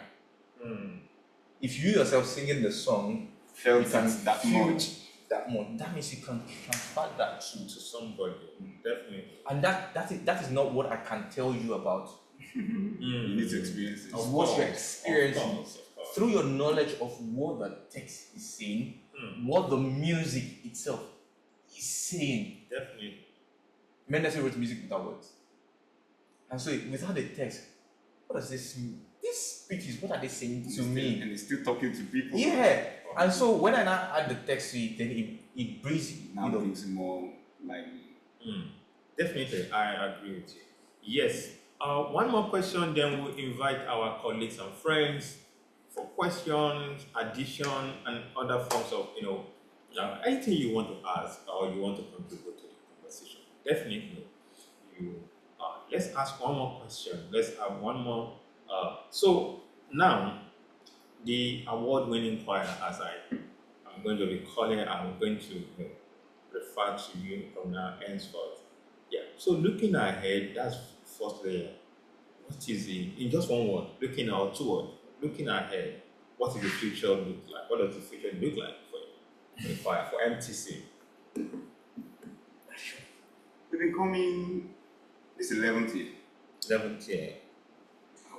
of our existence. With good. Thank God for that. like you said, it's not a competition choir. It's about, we have a way of life already. We have a pattern of living already. But each time we have this opportunity to break out, go for a competition, we come back with a different mentality. And that is what this has done. And this is more explosive from unlike the other ones. This is really more explosive.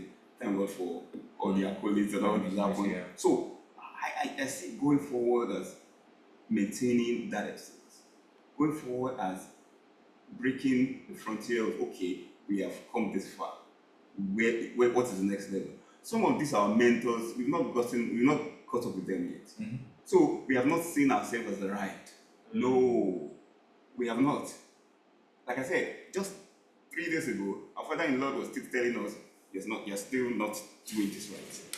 So if your mentor and sponsor and patron is saying there are still higher heights, there are deeper seas. Definitely. So if he's saying that, we are not right. So forging ahead. More challenges, bring them on. Let's go ahead. Let's break the barriers. So we're trying to, that's where we are, because it's an opportunity we have. We shouldn't go to sleep. It's an opportunity everybody has. I agree with you. In fact, some of his criticism sometimes make you go back and think. And even me, just like as a conductor, sometimes he just complains, I won't mention what he says. So, and then you just go back, and then you try to see it from his end, and how you can just come and then balance everything. Just like Mr. Laurie had said, we are not there yet. We are not there yet. This is just, I know we've been in the scene for a while, and then we also have some Nigerian choir that has also been in the scene. But my take is just that there's still more for us to do, such that even beyond winning the golds, winning the medals, that we start becoming influence and a reference point. And that's my final question. What is your advice for Nigerian choral directors and choir masters, to achieve their goals, particularly for younger people, who are looking forward to this, to a particular level of artistry, influence, like what currently the state of MTC? What's your advice for them? Okay, well, one thing I would just say is that you cannot be a choral director that does not have someone you are looking at. You don't have a choir that you're like, this choir, how do you get to this? Wow. So once you have that, I mean, that would be your, is the word benchmark? Motivation. Yeah. Motivation. Yeah, something that you're trying to That you want to run aspire. towards. Yes. So that when you get there, then there will be another thing that you Definitely. Exactly. And so if you yourself you are not learning directly from someone, not just someone that is just doing it at the local level, it might be another African choir. Just like you said, Harmonious Choir had something to offer. Contribute, yeah. In Ghana, but I didn't know. Sorry, I didn't want to interrupt you. I didn't know choir locally to look up to. Harmonious Choral is not just a local choir. No, no, he said I'm you not are in saying, Nigeria. I didn't know, well, that's what I'm saying, for the kind of vision, the kind of energy, for the kind of technical, details, nuances that you were looking at. This might be controversial. but I didn't know local choir. This choral. No. Sorry, 1 minute. Okay. There are other choirs. In fact, before we started going for competition, some other choirs, I'm glad you mentioned Ekweme. They were not going to competitions, but they were, just like you said, they had to go out. Gone out. Yes, I had a stint yeah. with Ekweme, with the last Ekweme chorale. So I cut my teeth there, as a choir boy. No, I don't mean that the company didn't travel. Not the choral. He himself, Ebenezer Omole and Emeka Nwoke represented Nigeria as part of global, commissioning when I was of there, Beethoven when I was #9 there, when I was symphony. there, they actually, I got the note in the message that they actually traveled. There was time they took the choir to Yale, I think, yes. So there was time they I was told, yeah. But what I'm trying to say, as some other choir, they're still very active. And really, I appreciate the fact that we are getting this accolade. We are not the only one. Yeah. We're not the only one. It's a Lagos City Chorale. They are doing excellently well. They're doing a lot of work that we As respect. mentioned, of course, earlier, I was very clear in my opening statement that we've had more than 150 years of development. Even before City Choral, before Lagos City Choral, before Muslim Choir. Yeah, before them. Tech choirs, Nigerian choirs have traveled on a global standard, performing, competing with work. Steve Rose's voices, for instance, in the 80s, got global, fame and acclaim in the sense that they went to a competition in Europe, and they performed to the extent that they had to invite them over again to come back. Steve Rose voices in the 80s, and even in the 50s. Of course now the Duroladipo of Akoso, the choral setting were on fire, and also Akiuba, even up to the late Ayobankole, also has a choral group that has traveled for all African games. Yeah. So I think the history is there. Yeah, maybe so, of course, my point is that these are choir, these are commercial, academic choir. These are not church choir like MTC. You see. So, and that was my emphasis. That okay, we've seen this thing. In fact, what MTC is doing, people have done it, but not at this particular level. Being a church choir, like what you look at the explanation, you still respond to your response for services. You need to play the church role, all these things, almost on a daily basis throughout the week, and yet you are still winning. What I'm saying is that I haven't seen a known choir like that in Nigeria history so far, doing that kind of delivering at that level. All the different ends. Yeah, one of the things that's what I'm saying. I'm not saying there are no choirs, of course, but the point is there's a choir who is attached to a church, busy with a church, and also still delivering at a global standard. So that is the question. Okay. First is the vision. The vision. If there's no vision, if you just want to do the thing that let's just do it now. Let's just do church. Let's just. And so if there is no vision that this thing we are doing at this level, there was a level that MTC was not even known in Yaba. But it doesn't mean that we're not doing our best at that level. Definitely. And so, but if we had remained there, we wouldn't have given birth to, there wouldn't have been anything like this. Yeah. Now, so because there's a vision, and that's one of the things that Mr. Olaore had done properly, giving credit. So, and I can't, every time I talk about my journey, I will always make reference to him, Mr. Dere, of course, for the zeal he himself had. Very passionate. Yeah, like he was very passionate about this group, such that he would be falling sick, and he always reacts to something. So he would be blowing his nose, and he will sing at that rehearsal. And so if there was one thing I learned, if it was just one, I learned that. And so I also understand that you don't even have to be the carrier of the vision for you to run the vision. Such that after he left, other people that took over from him. And it was like he never left. Yes. And so, vision is important, system and structures to run the vision. And the right people. Yes. The right people. They are very important. And so, and there was a crowd that was rising, I was thinking, wow, these guys at the momentum they are going would have like at least someone moving up, up to speed with us. But something just come along the way.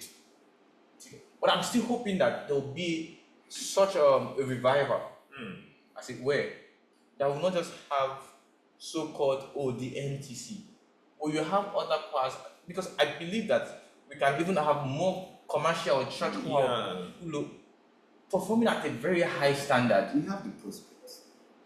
America has hundreds of fantastic choirs. Let's not even go there. Even in Africa, I'm just saying America, even in Africa, Stellenbosch choir perform well, superb. University of Pretoria. Of course, you know the reason for that. So hence I said, let's just keep it to Nigeria. So but I'm saying that what I'm just trying to know is that even with the commercial choirs, I'm saying that this is not even so peculiar to the church choirs. Because as we mentioned the commercial choir, we said this. If we put them side by side with their contemporaries at the time, somewhere else, could we have said that they were performing at that level? And I wish that because sometimes you look at all of these oratorios and you go back to 19 recording, like wow, like it's still very relevant today. The recording of. But are you saying that yes? So if we do the same thing for Nigeria, would we get the same comment in the next 40 years? Yes. Or even next 2 years. And it's the same thing for us too. That we ourselves as a group, we need to start looking at this performance we just did. In the next 20 years, if another choir, I will be going to be a reference point. I'm like, wow, these guys, look at what did they do at that time? Like, because these choirs that I mentioned, some of their recordings date back as 2017. There's a choir and San Antonio choir, chamber choir. And there's this particular Nigerian guy, Baba Sunday, he's a baritone singer. He was in that community choir. That was a community choir. We all know what community is. Of course, Mr. Shegun. But what I'm saying is that even referencing all of this, I'm saying that that if we can all upskill what we are doing, whether church-related choir, commercial choir, yes, we need to. Chinese brings hundreds of their choir to all these competitions every year. Okay. I'm going to invite our colleagues.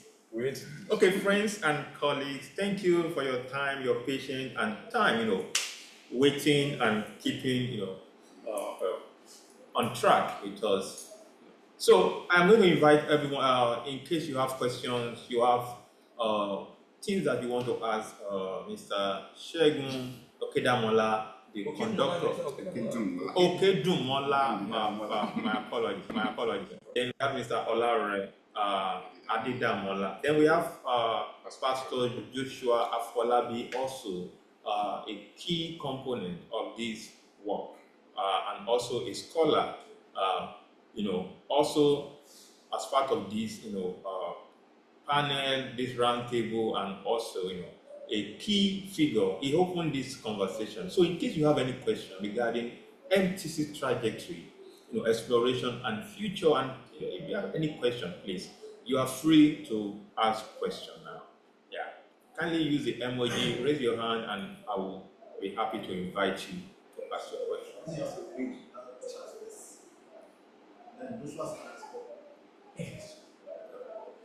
Okay. Please kindly use the. You can raise your hand in case you have any question. Okay. While we are waiting for that, there's a question here. Okay. Can we have Joshua? Let me see if I can. I'm trying to get. Okay. Let me change my. Okay, Joshua, please. Let's have you. Thanks so much, Joshua, for following up and consistency and encouragement contribution to this program. Thank you so much. Can we have you, sir? All right. Hi, everybody. Hi, Shego, and hi, Mr. Olaore. Can you hear me? Yeah, I can hear you. Okay, fantastic. First of all, I'd like to say congratulations. I mean, we've had back-end conversations, so Yeah. congratulations again. Um, but I want to move the conversation again back to um the historical trajectory that MTC a is a is an addendum to. Mr. Lawrence started this, Mr. Dr. Ayorinde, sorry, started this conversation by giving a long history of sort of, if you like, global economies of the participation of choirs, on the international stage. Um, but I want to stay there a little and ask that what would you say in your estimation, and any one of you could answer this, what would you say in your estimation is the place of this type of church choirs within that large landscape? Because what you see from the histories that are there, as even apart from some of the other choirs that was mentioned, in UI, there were choirs who performed Akenyuba's operas, choirs who performed the first excerpt of the Magic Flute in the 70s. There have been choirs who have done some of these things. So I'm asking, yes, there is the traveling abroad, there is the stories around it, there are the performance practices that you guys see on the back end. But I'm saying, what does all of this mean for the musicological history of this choir participation on the world stage? um James Q. Davis, a professor in Chicago, just wrote an article published by Berkeley about this type of history in the United States. And one of the things he was trying to bring out from that article was that in the United States, it is part of an attempt for global domination.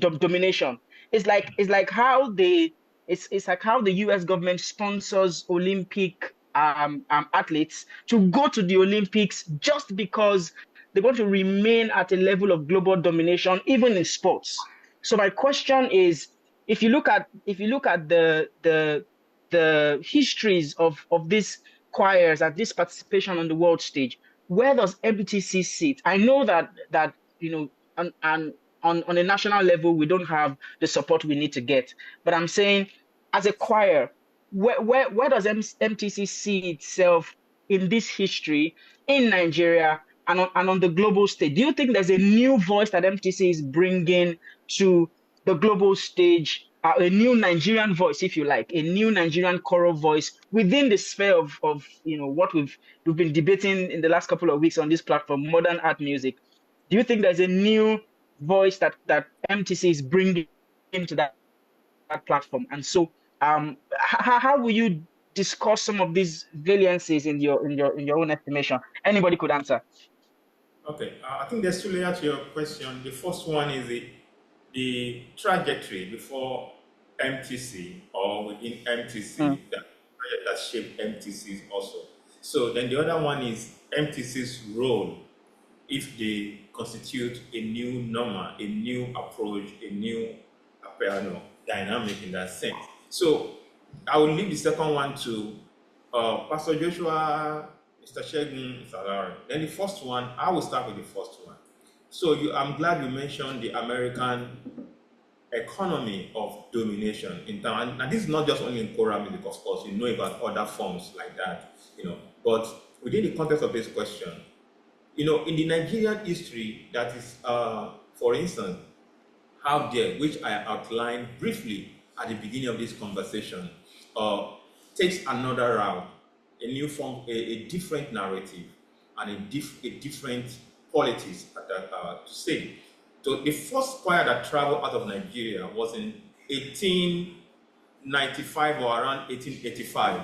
That choir was not even was a what you can say community group, but the colonial or the white, people, brought them together, missionaries or colonial experts, together and influence them and put them together on the, they traveled to, more like a global tour. And at the same time, another choir in South Africa was also traveling, the Zulu choir, which Velt Edman wrote about. There's a book on that work actually. But in the Nigerian case, so it seems that the global colonial, I think it's more like a global colonial expedition of the so-called exotic voices, which Nigeria, the voice is actually from the east. And the second choir that I know is actually a secondary school choir. They performed Othello. It was a tour also in Britain in the 1930 or 1929. I will check my diary and my archive again. Yeah, so that's the second choir. Then the third choir that I know clearly. Oh, in fact, between that second choir, this is more like a high school choir or mission school choir. But they were actually an opera company. They are from Umaya actually. The second one is from Umaya. So it's an opera company which was sponsored by colonial and missionary agenda also to tour in Europe also. And it's between that moment and 1950s. There are other traveling, but I can't really categorize them as choir because they are more like what we call group, school group, here and there. But the other one that is quite visible is the Droladipo, Akinwuba, Elekoto travel, representing Nigeria on many occasions. Now, I'm not coming back to your point of nationalism came in from Akinwuba, Elekoto, then for Droladipo, I'm not sure if it's Nigeria, but it's also on a kind of like tour, performance tour, Droladipo, and it got a word, ovation in that sense. Then again, Olaore also did a lot of tours, in that era. And of course, like I said earlier, Olaore is known as a writer, but people don't know that Olaore is also a composer also. And every play he directed at the time, when he was traveling around, he had the standardized chorus who perform for the plays, who playing the musical, the choir role. Yeah, and he wrote I think I know about up to 4 musicals that Olaore wrote, which people don't really know much about. Yeah, Olaore wrote music, pure music. In terms of dialogue, libretti, music, Olaore wrote that. So Olaore did that. Then also, the Ayoban College Senior also did up to 4, I think up to 3 tours in the 60s also for All African Games, taking choir to, I think, Guinea Conakry and perhaps Ivory Coast also. He also did that in the 60s, I think, yeah. Then in the 70s, I know clearly about, because I've seen the LP and I know where it is as I'm speaking right now. Laze Kweme, Ebenezer Omole, and Mokedi represented Nigeria as part of world choir recording of Beethoven's Symphony 9, Ode to Joy. Yeah, in fact, the LPs, you see 3 of them there, clearly the Nigerian, at the time. Then in the 80s, of course, we have, like you said, I don't know much about Last Choral, but I know that the choral was quite prominent in the late 70s down to the 80s. But I know of Steve Rhodes Voices, won competitions, won competitions in those years. Okay, I will definitely get back to, okay, of course, we'll get, yeah, so Steve Rhodes Voices, then before entering to the new, in fact, the City Choral, New Wine, now Travel, and MTC. These are new generation indeed. These are even new forms of engagement. Because those guys they weren't traveling for competition. They were traveling for, then it is exhibition. Either at Olympics, either at one national sport, whatever. So they were also so there was a close connection between sports activities and choir performances. And Elekoto and Co also perform, all those things there. So, but in that line, Nigerian story we need to write these stories. We need to write this book. And again, it's part of MTU's project, the organhouse, our documentation project. We are going to do this. It's part of the business, part of the agenda to document all this history and to make it open, to popularize it for the world to see. Then the second layer, I'm going to leave for you. I think I just even touched on the first layer. One of the things that Mr. Joshua talked about is the dominance. Okay. And one of the things that you cannot take off the African soil is the influence of the South African singers or choirs in the music space. Even think of operas. How many Nigerian opera singers can you count? Even though we're trying as much as possible to raise some, but because of that dominance, if they think of any African that is singing opera or classical music, the first country to think of is South Africa. Yeah. And then just before he made mention of his conversation question, we spoke about the Chinese choirs. In every of the competitions that we've gone to, we've seen hundreds. Sometimes you get to see 70 different Chinese choirs.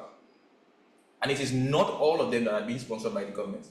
For this last one, I saw a children choir. They said, oh, they just come for music, but their parents paid the ones that stayed in our hotel. Okay. You know, and so we can see so much of support and then the relevance they give into music.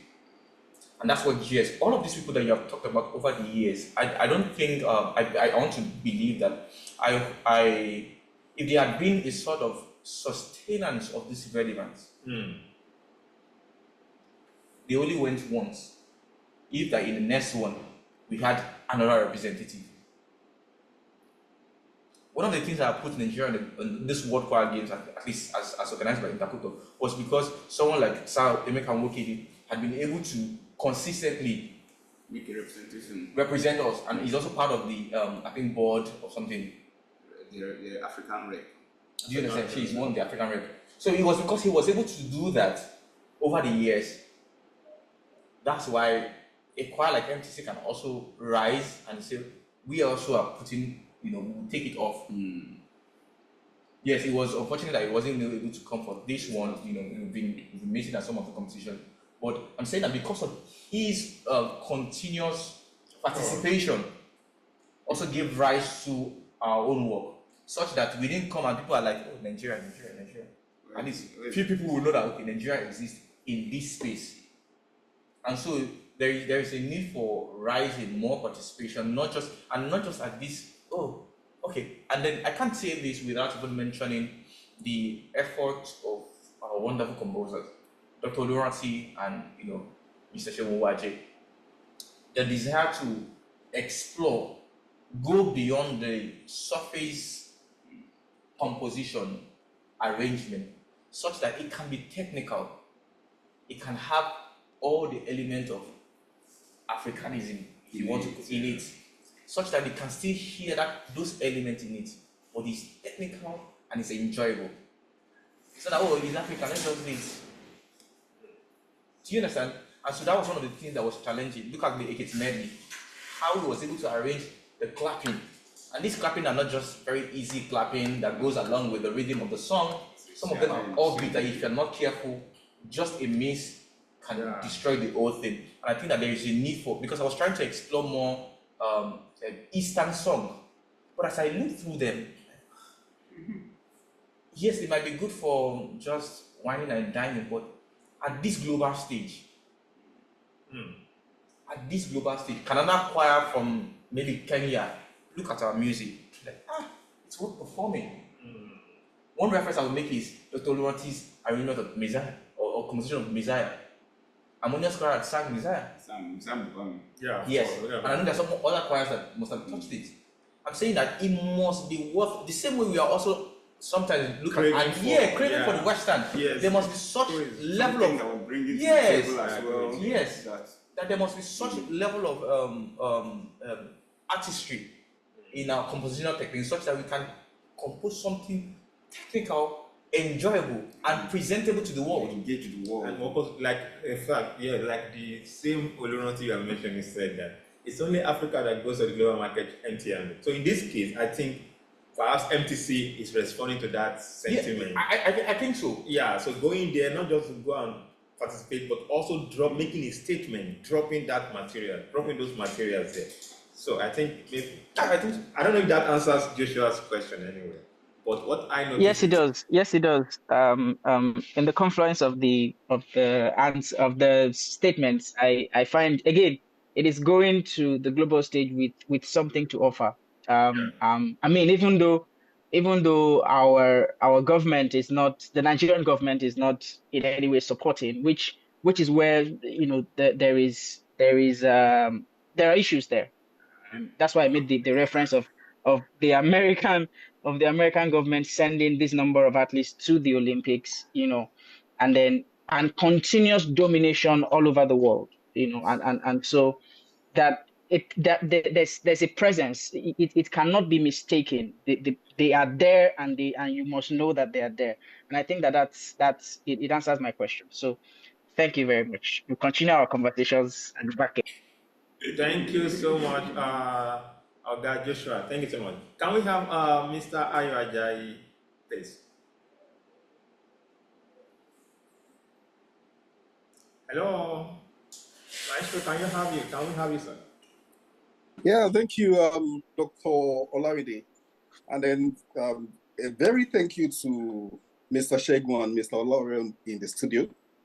And also Pastor Joshua.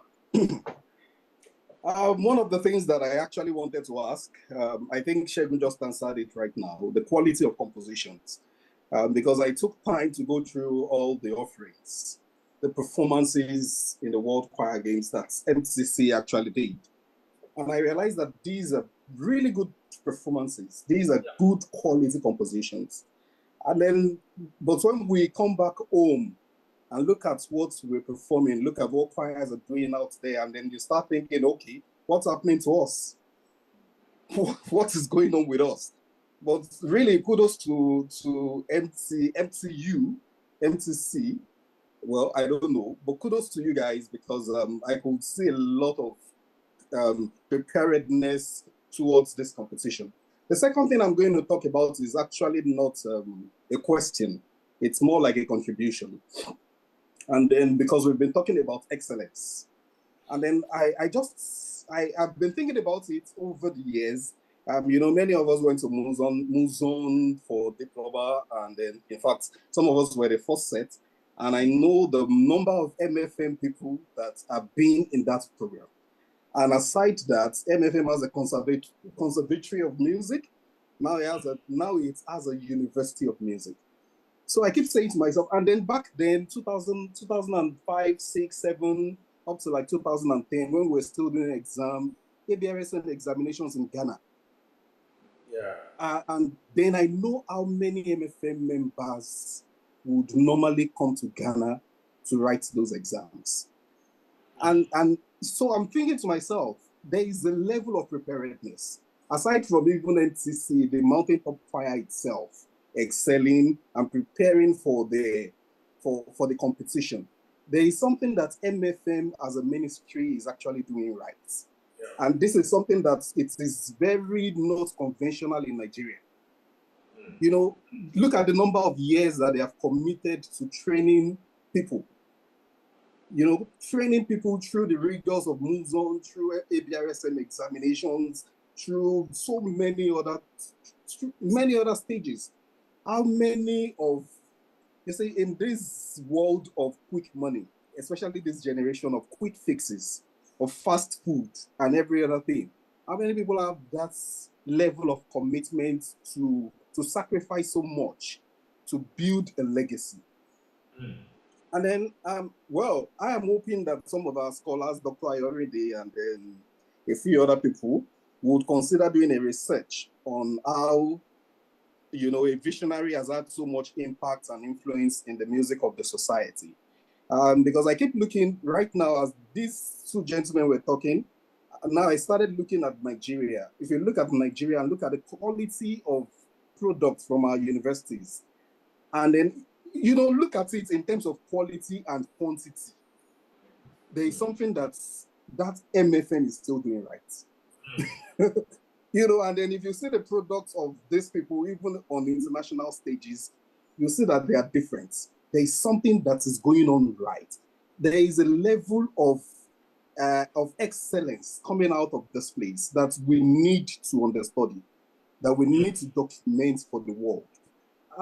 In the 80s and early 90s, when we were growing up, we had a lot of quality offerings. Like you have rightly mentioned, in fact, 80s were too late because we were meeting the crumbs.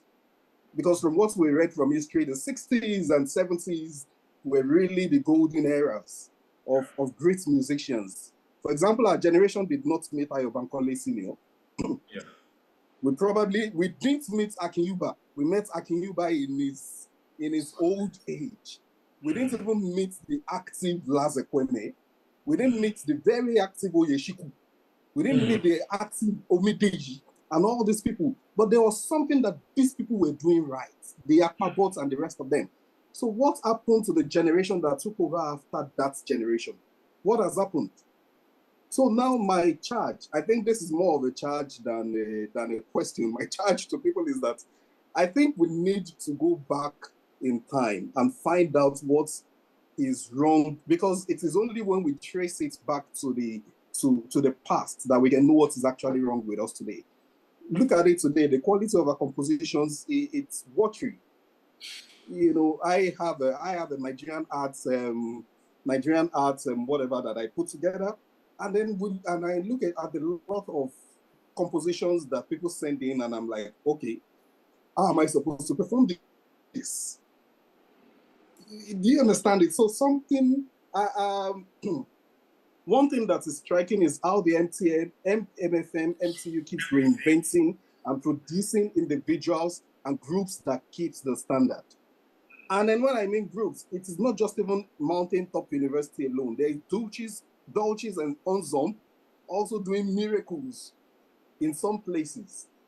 You know, and then this thing don't happen in one day. I'm happy that Shegun and Mr. Olaore has said a lot about the level of preparation for all those things. It does not happen in one day. Commitment to excellence, one of the philosophers says it takes 10,000 hours of constant doing the same thing in the right time, doing the same thing right. And like my Ayorinde would always say, if you are going to church to play hymn on a Saturday, you practice for it. If you are playing the same hymn on the Sunday after that Saturday, you practice again. So that is the level of excellence that is missing in Nigeria. And I really want to say kudos to MTU. You've really kept the standard. You put Nigeria on a global stage, and a lot of us appreciate you. Thank you very much.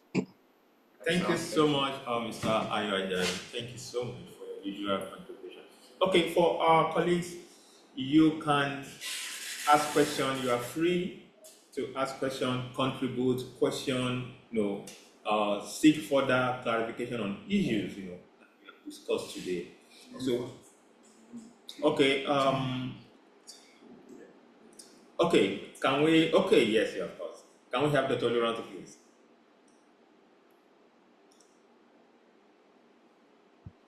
Hello, gentlemen.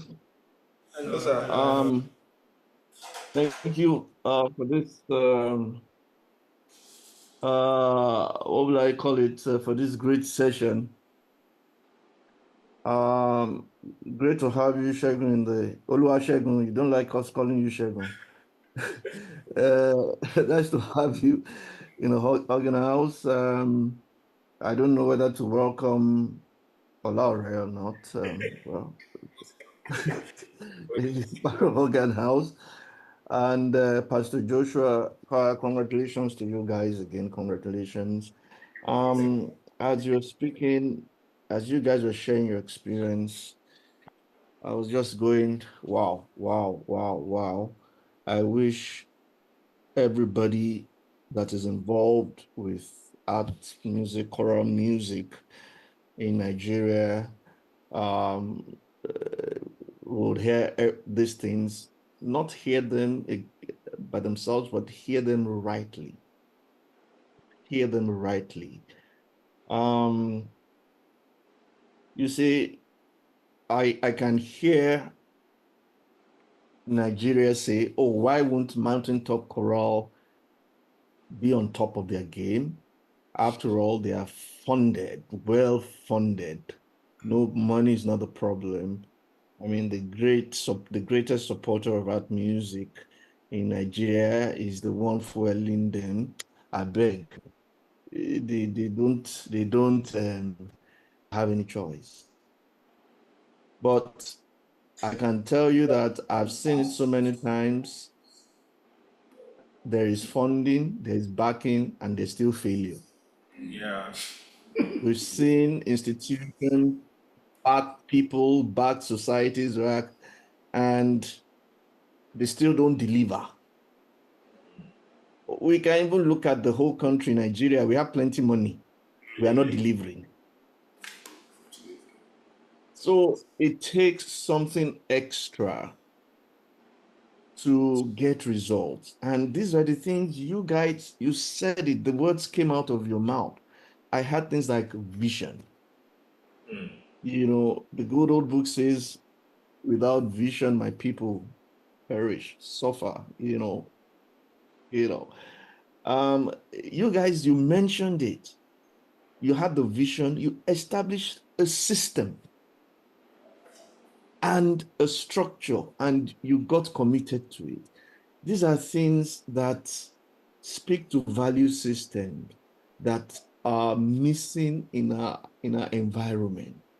You started in 2013. You said it, even in Yaba, some they didn't know you then.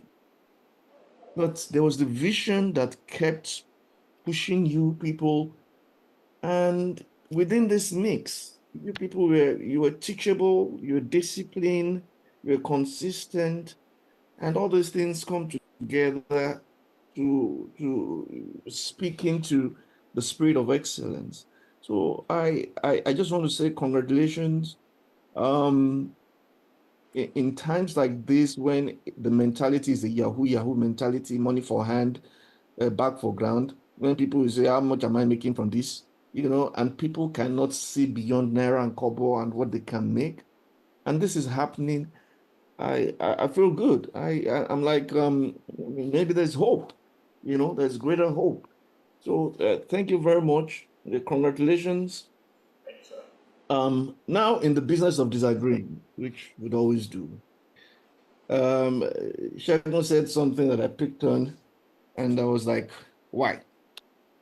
You know, he said that he doesn't subscribe to the fact that, or not a fact, to the notion that we can't perform Western music like the Westerners, you know, and that we can do it. And I was like, wow, wait a minute, you know.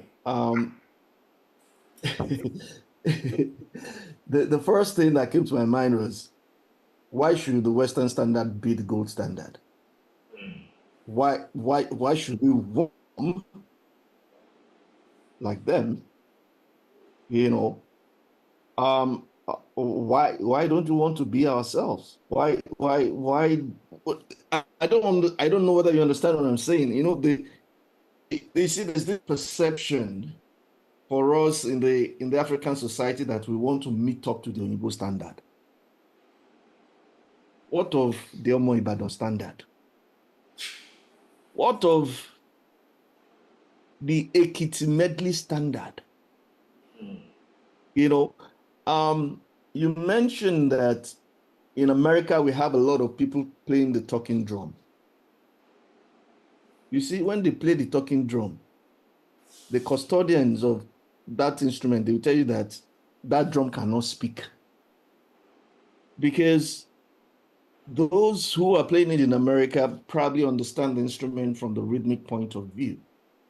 You know, they can't play it the way those who speak the Yoruba language, you know, will play it.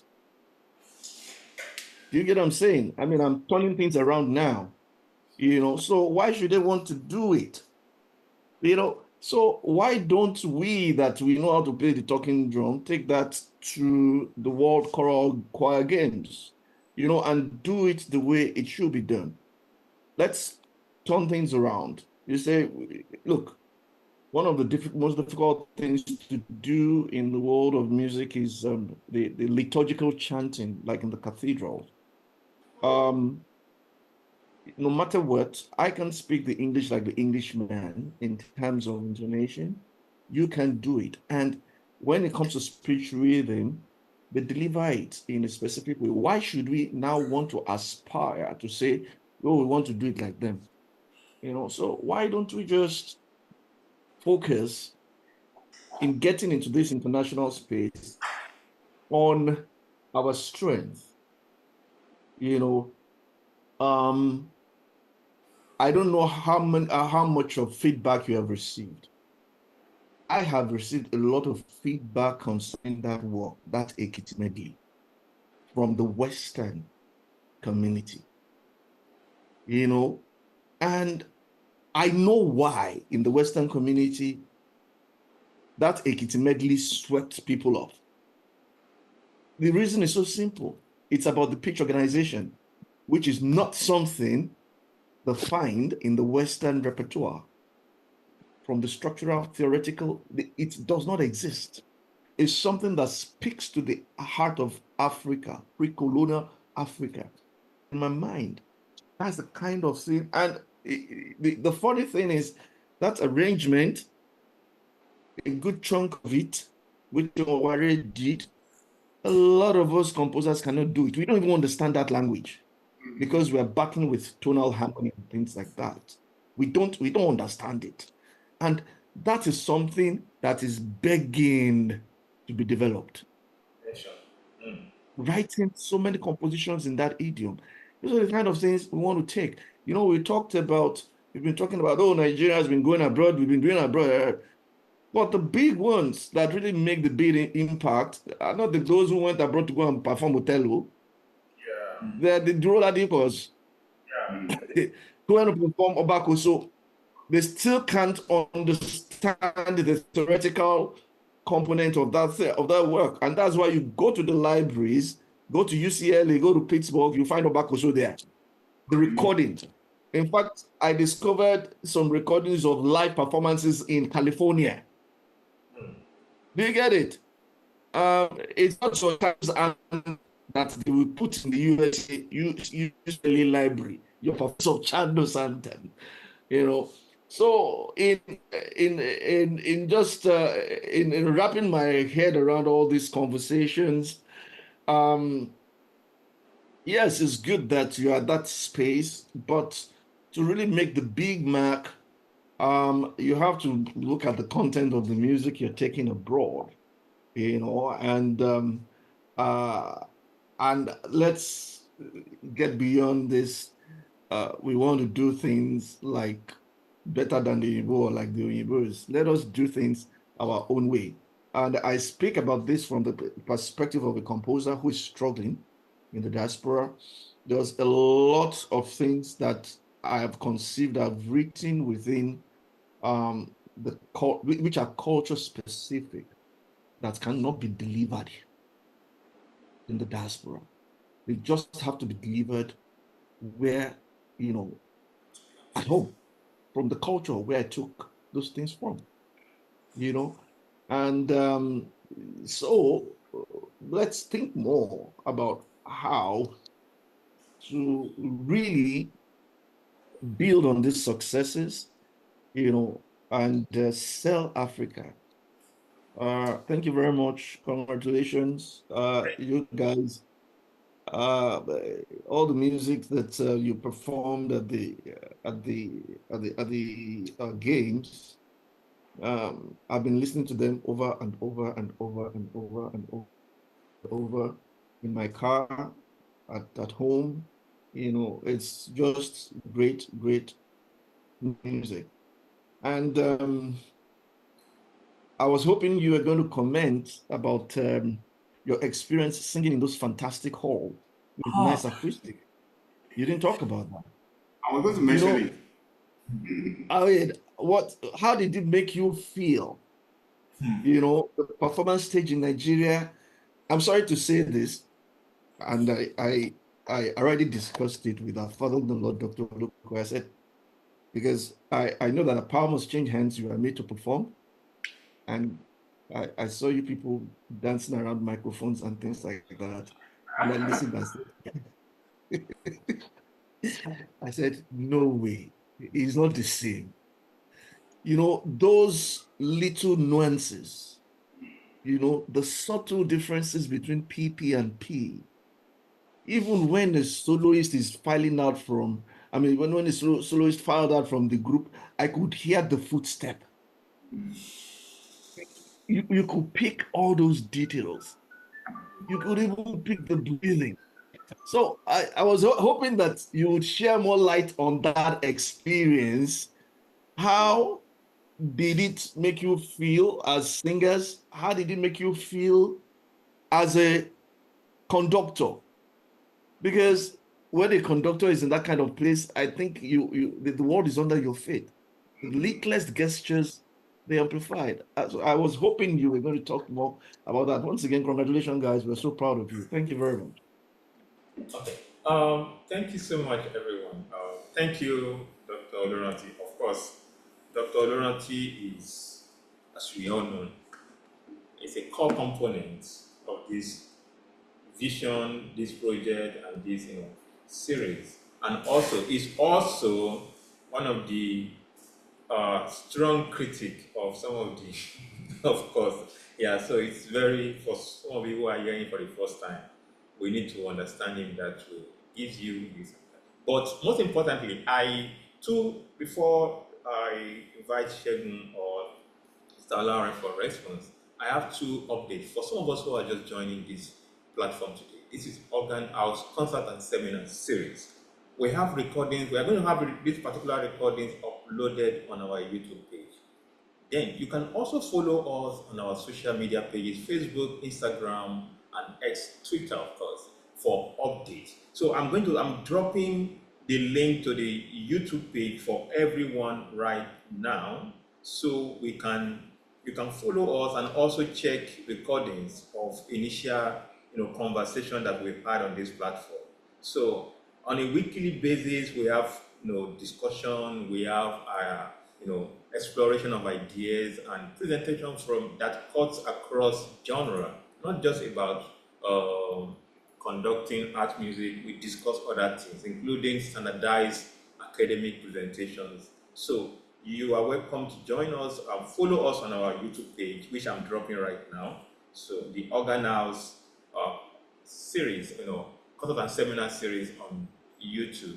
You can follow us, and also that particular space is meant for documentation on the one hand, and also to curate a particular, in a particular way, in a digital form, discourse around Nigerian musical development practice like we are having today, both in Nigeria and abroad, for access, so people can have access to it, for researchers, for scholars, for anyone who is interested in this particular project. So it's there for you. Kindly follow us and check other YouTube videos there also, which you might be interested in. Thank you so much. So one more thing before I hand over the mic.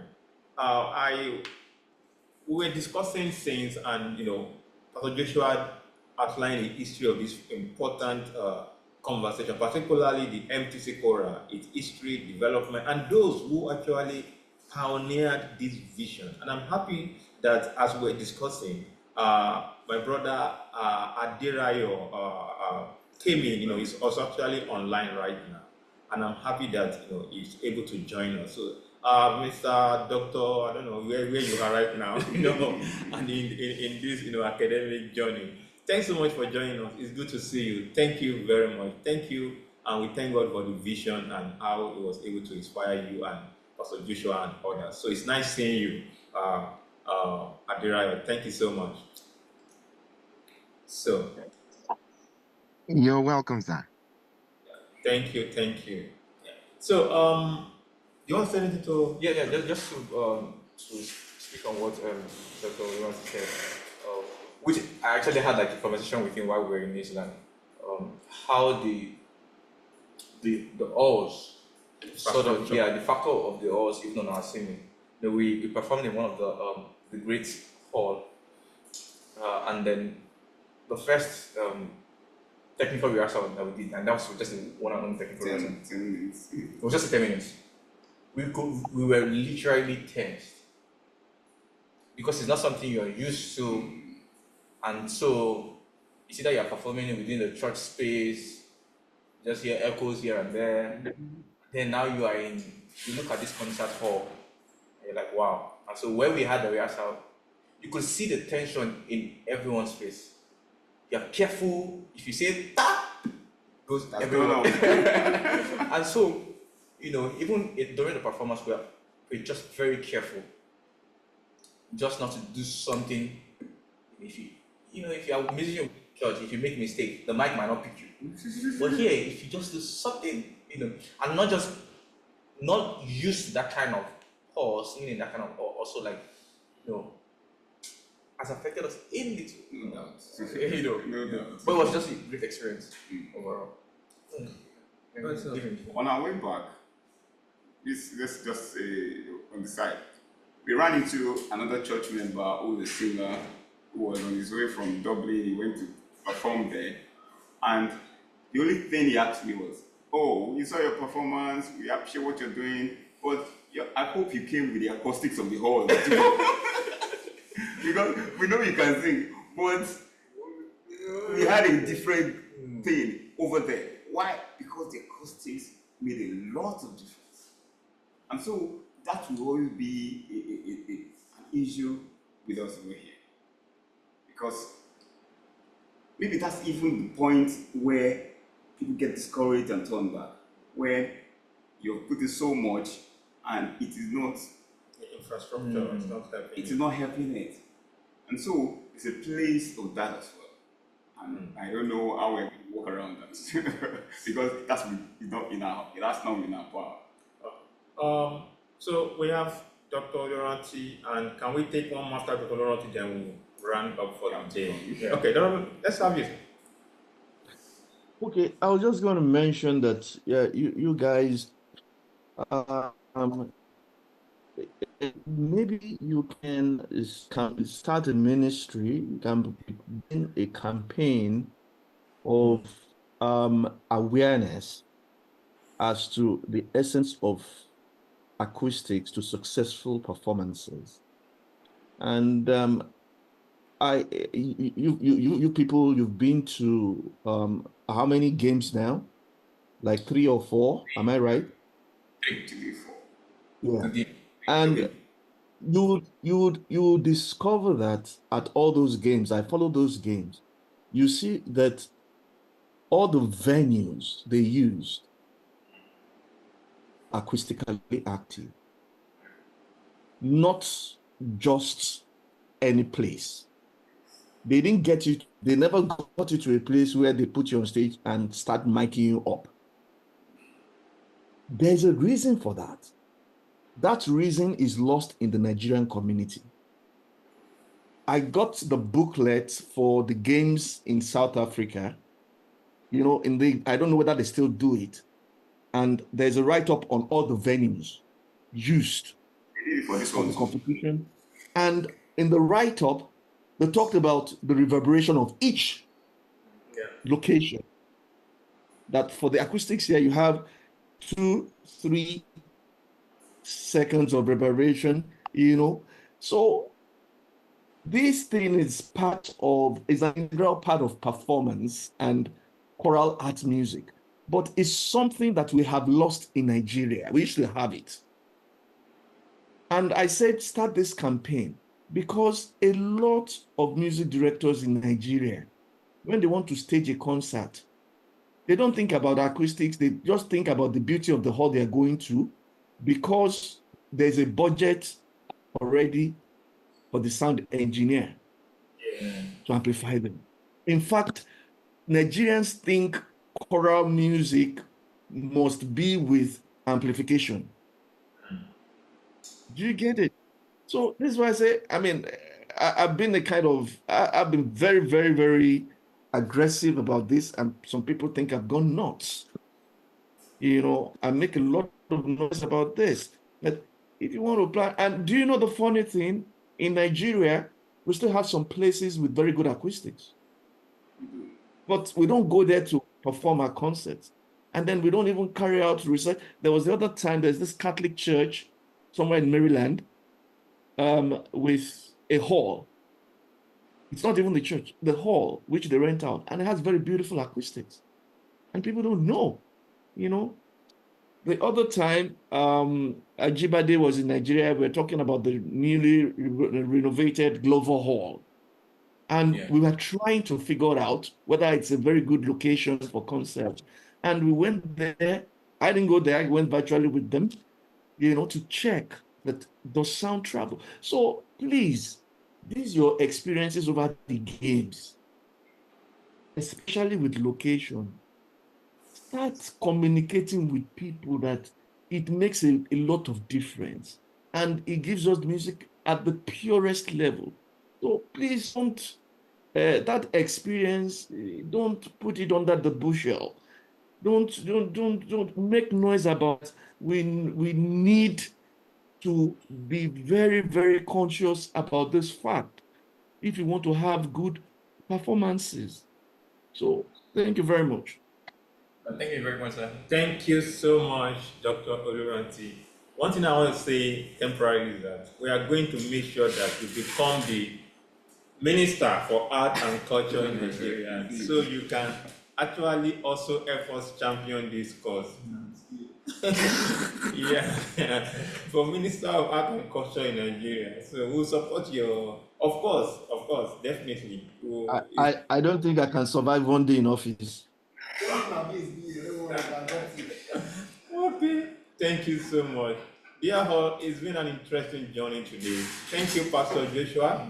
Thank you, Mr. Shegun. Thank you, Mr. Olaore. And Mr. Derayo, thank you for joining us also for this conversation. And for all, of course, all our community, we have a community, and I'm proud to say that people have been committed to this initiative.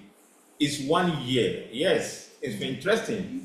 Yeah, this seminar is 1 year to last week actually. It's 1 year, and we have grown, from just a mere experimental stage into a product. We are still in process, of course, but we are happy to share with you that it's 1 year already, and we can count our blessings through your support in the last 1 year. And we promise again that we are going to commit to this assignment again, a new vision to sustain this, also through your support. We won't disappoint you. By the grace of God, we won't disappoint you. Yeah, so thank you so much for your commitment. Thank you so much for your time. Thank you so much for investing your time on a weekly basis to come here to discuss, to share ideas with us. We appreciate you. We appreciate you so much. So for today, I said at the beginning of the conversation that it's an interesting week, full of joy and development and great news. So I'm happy to announce to us that Mountain Top University, where the organ house is owned by MFM Church, the Mountain of Fire and Miracle Ministry. And this week, the Mountain of Fire and Miracle Ministries is having its 35th convention live. 35th convention / anniversary live just by our door here. So wherever you are in the or across the world, you can join this convention from tonight, I think. Tomorrow. From tomorrow till Sunday, please. And if you are around in Lagos, please find your way to the prayer city. We are happy that this is happening in our own lifetime. So please join us and please join the movement, join the ovation, join the anniversary, join the the season, join the the Thanksgiving and all the activities that are. And again, MTC is performing, so we can't we can't wait to have them. We can't wait to have MTC. Although Dr. Ronti said there's microphone. Yeah, Dr. Ronti said microphone performance. Yeah. So we will try as much as possible to mic them very well. They won't play around. Dr. Ronti, we've gotten your message, don't worry. They won't dance around microphone this time around. We are going to make sure that everything speaks like the way we all envision. Yeah. So thank you so much, everyone. Please follow us on YouTube. Please follow us. The link is there on the chat box. Follow us. And thank you so much. Thank you. See you at the prayer city tomorrow.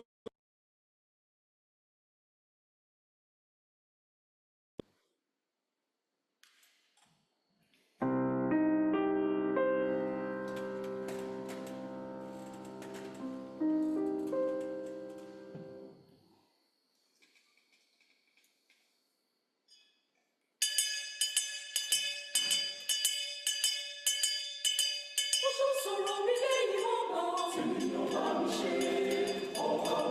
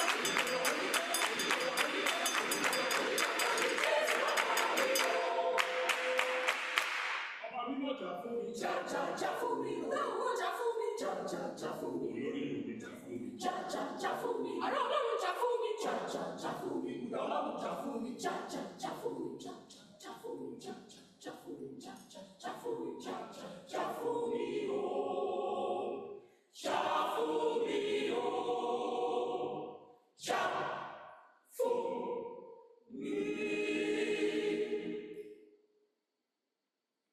I just go jump on some papa.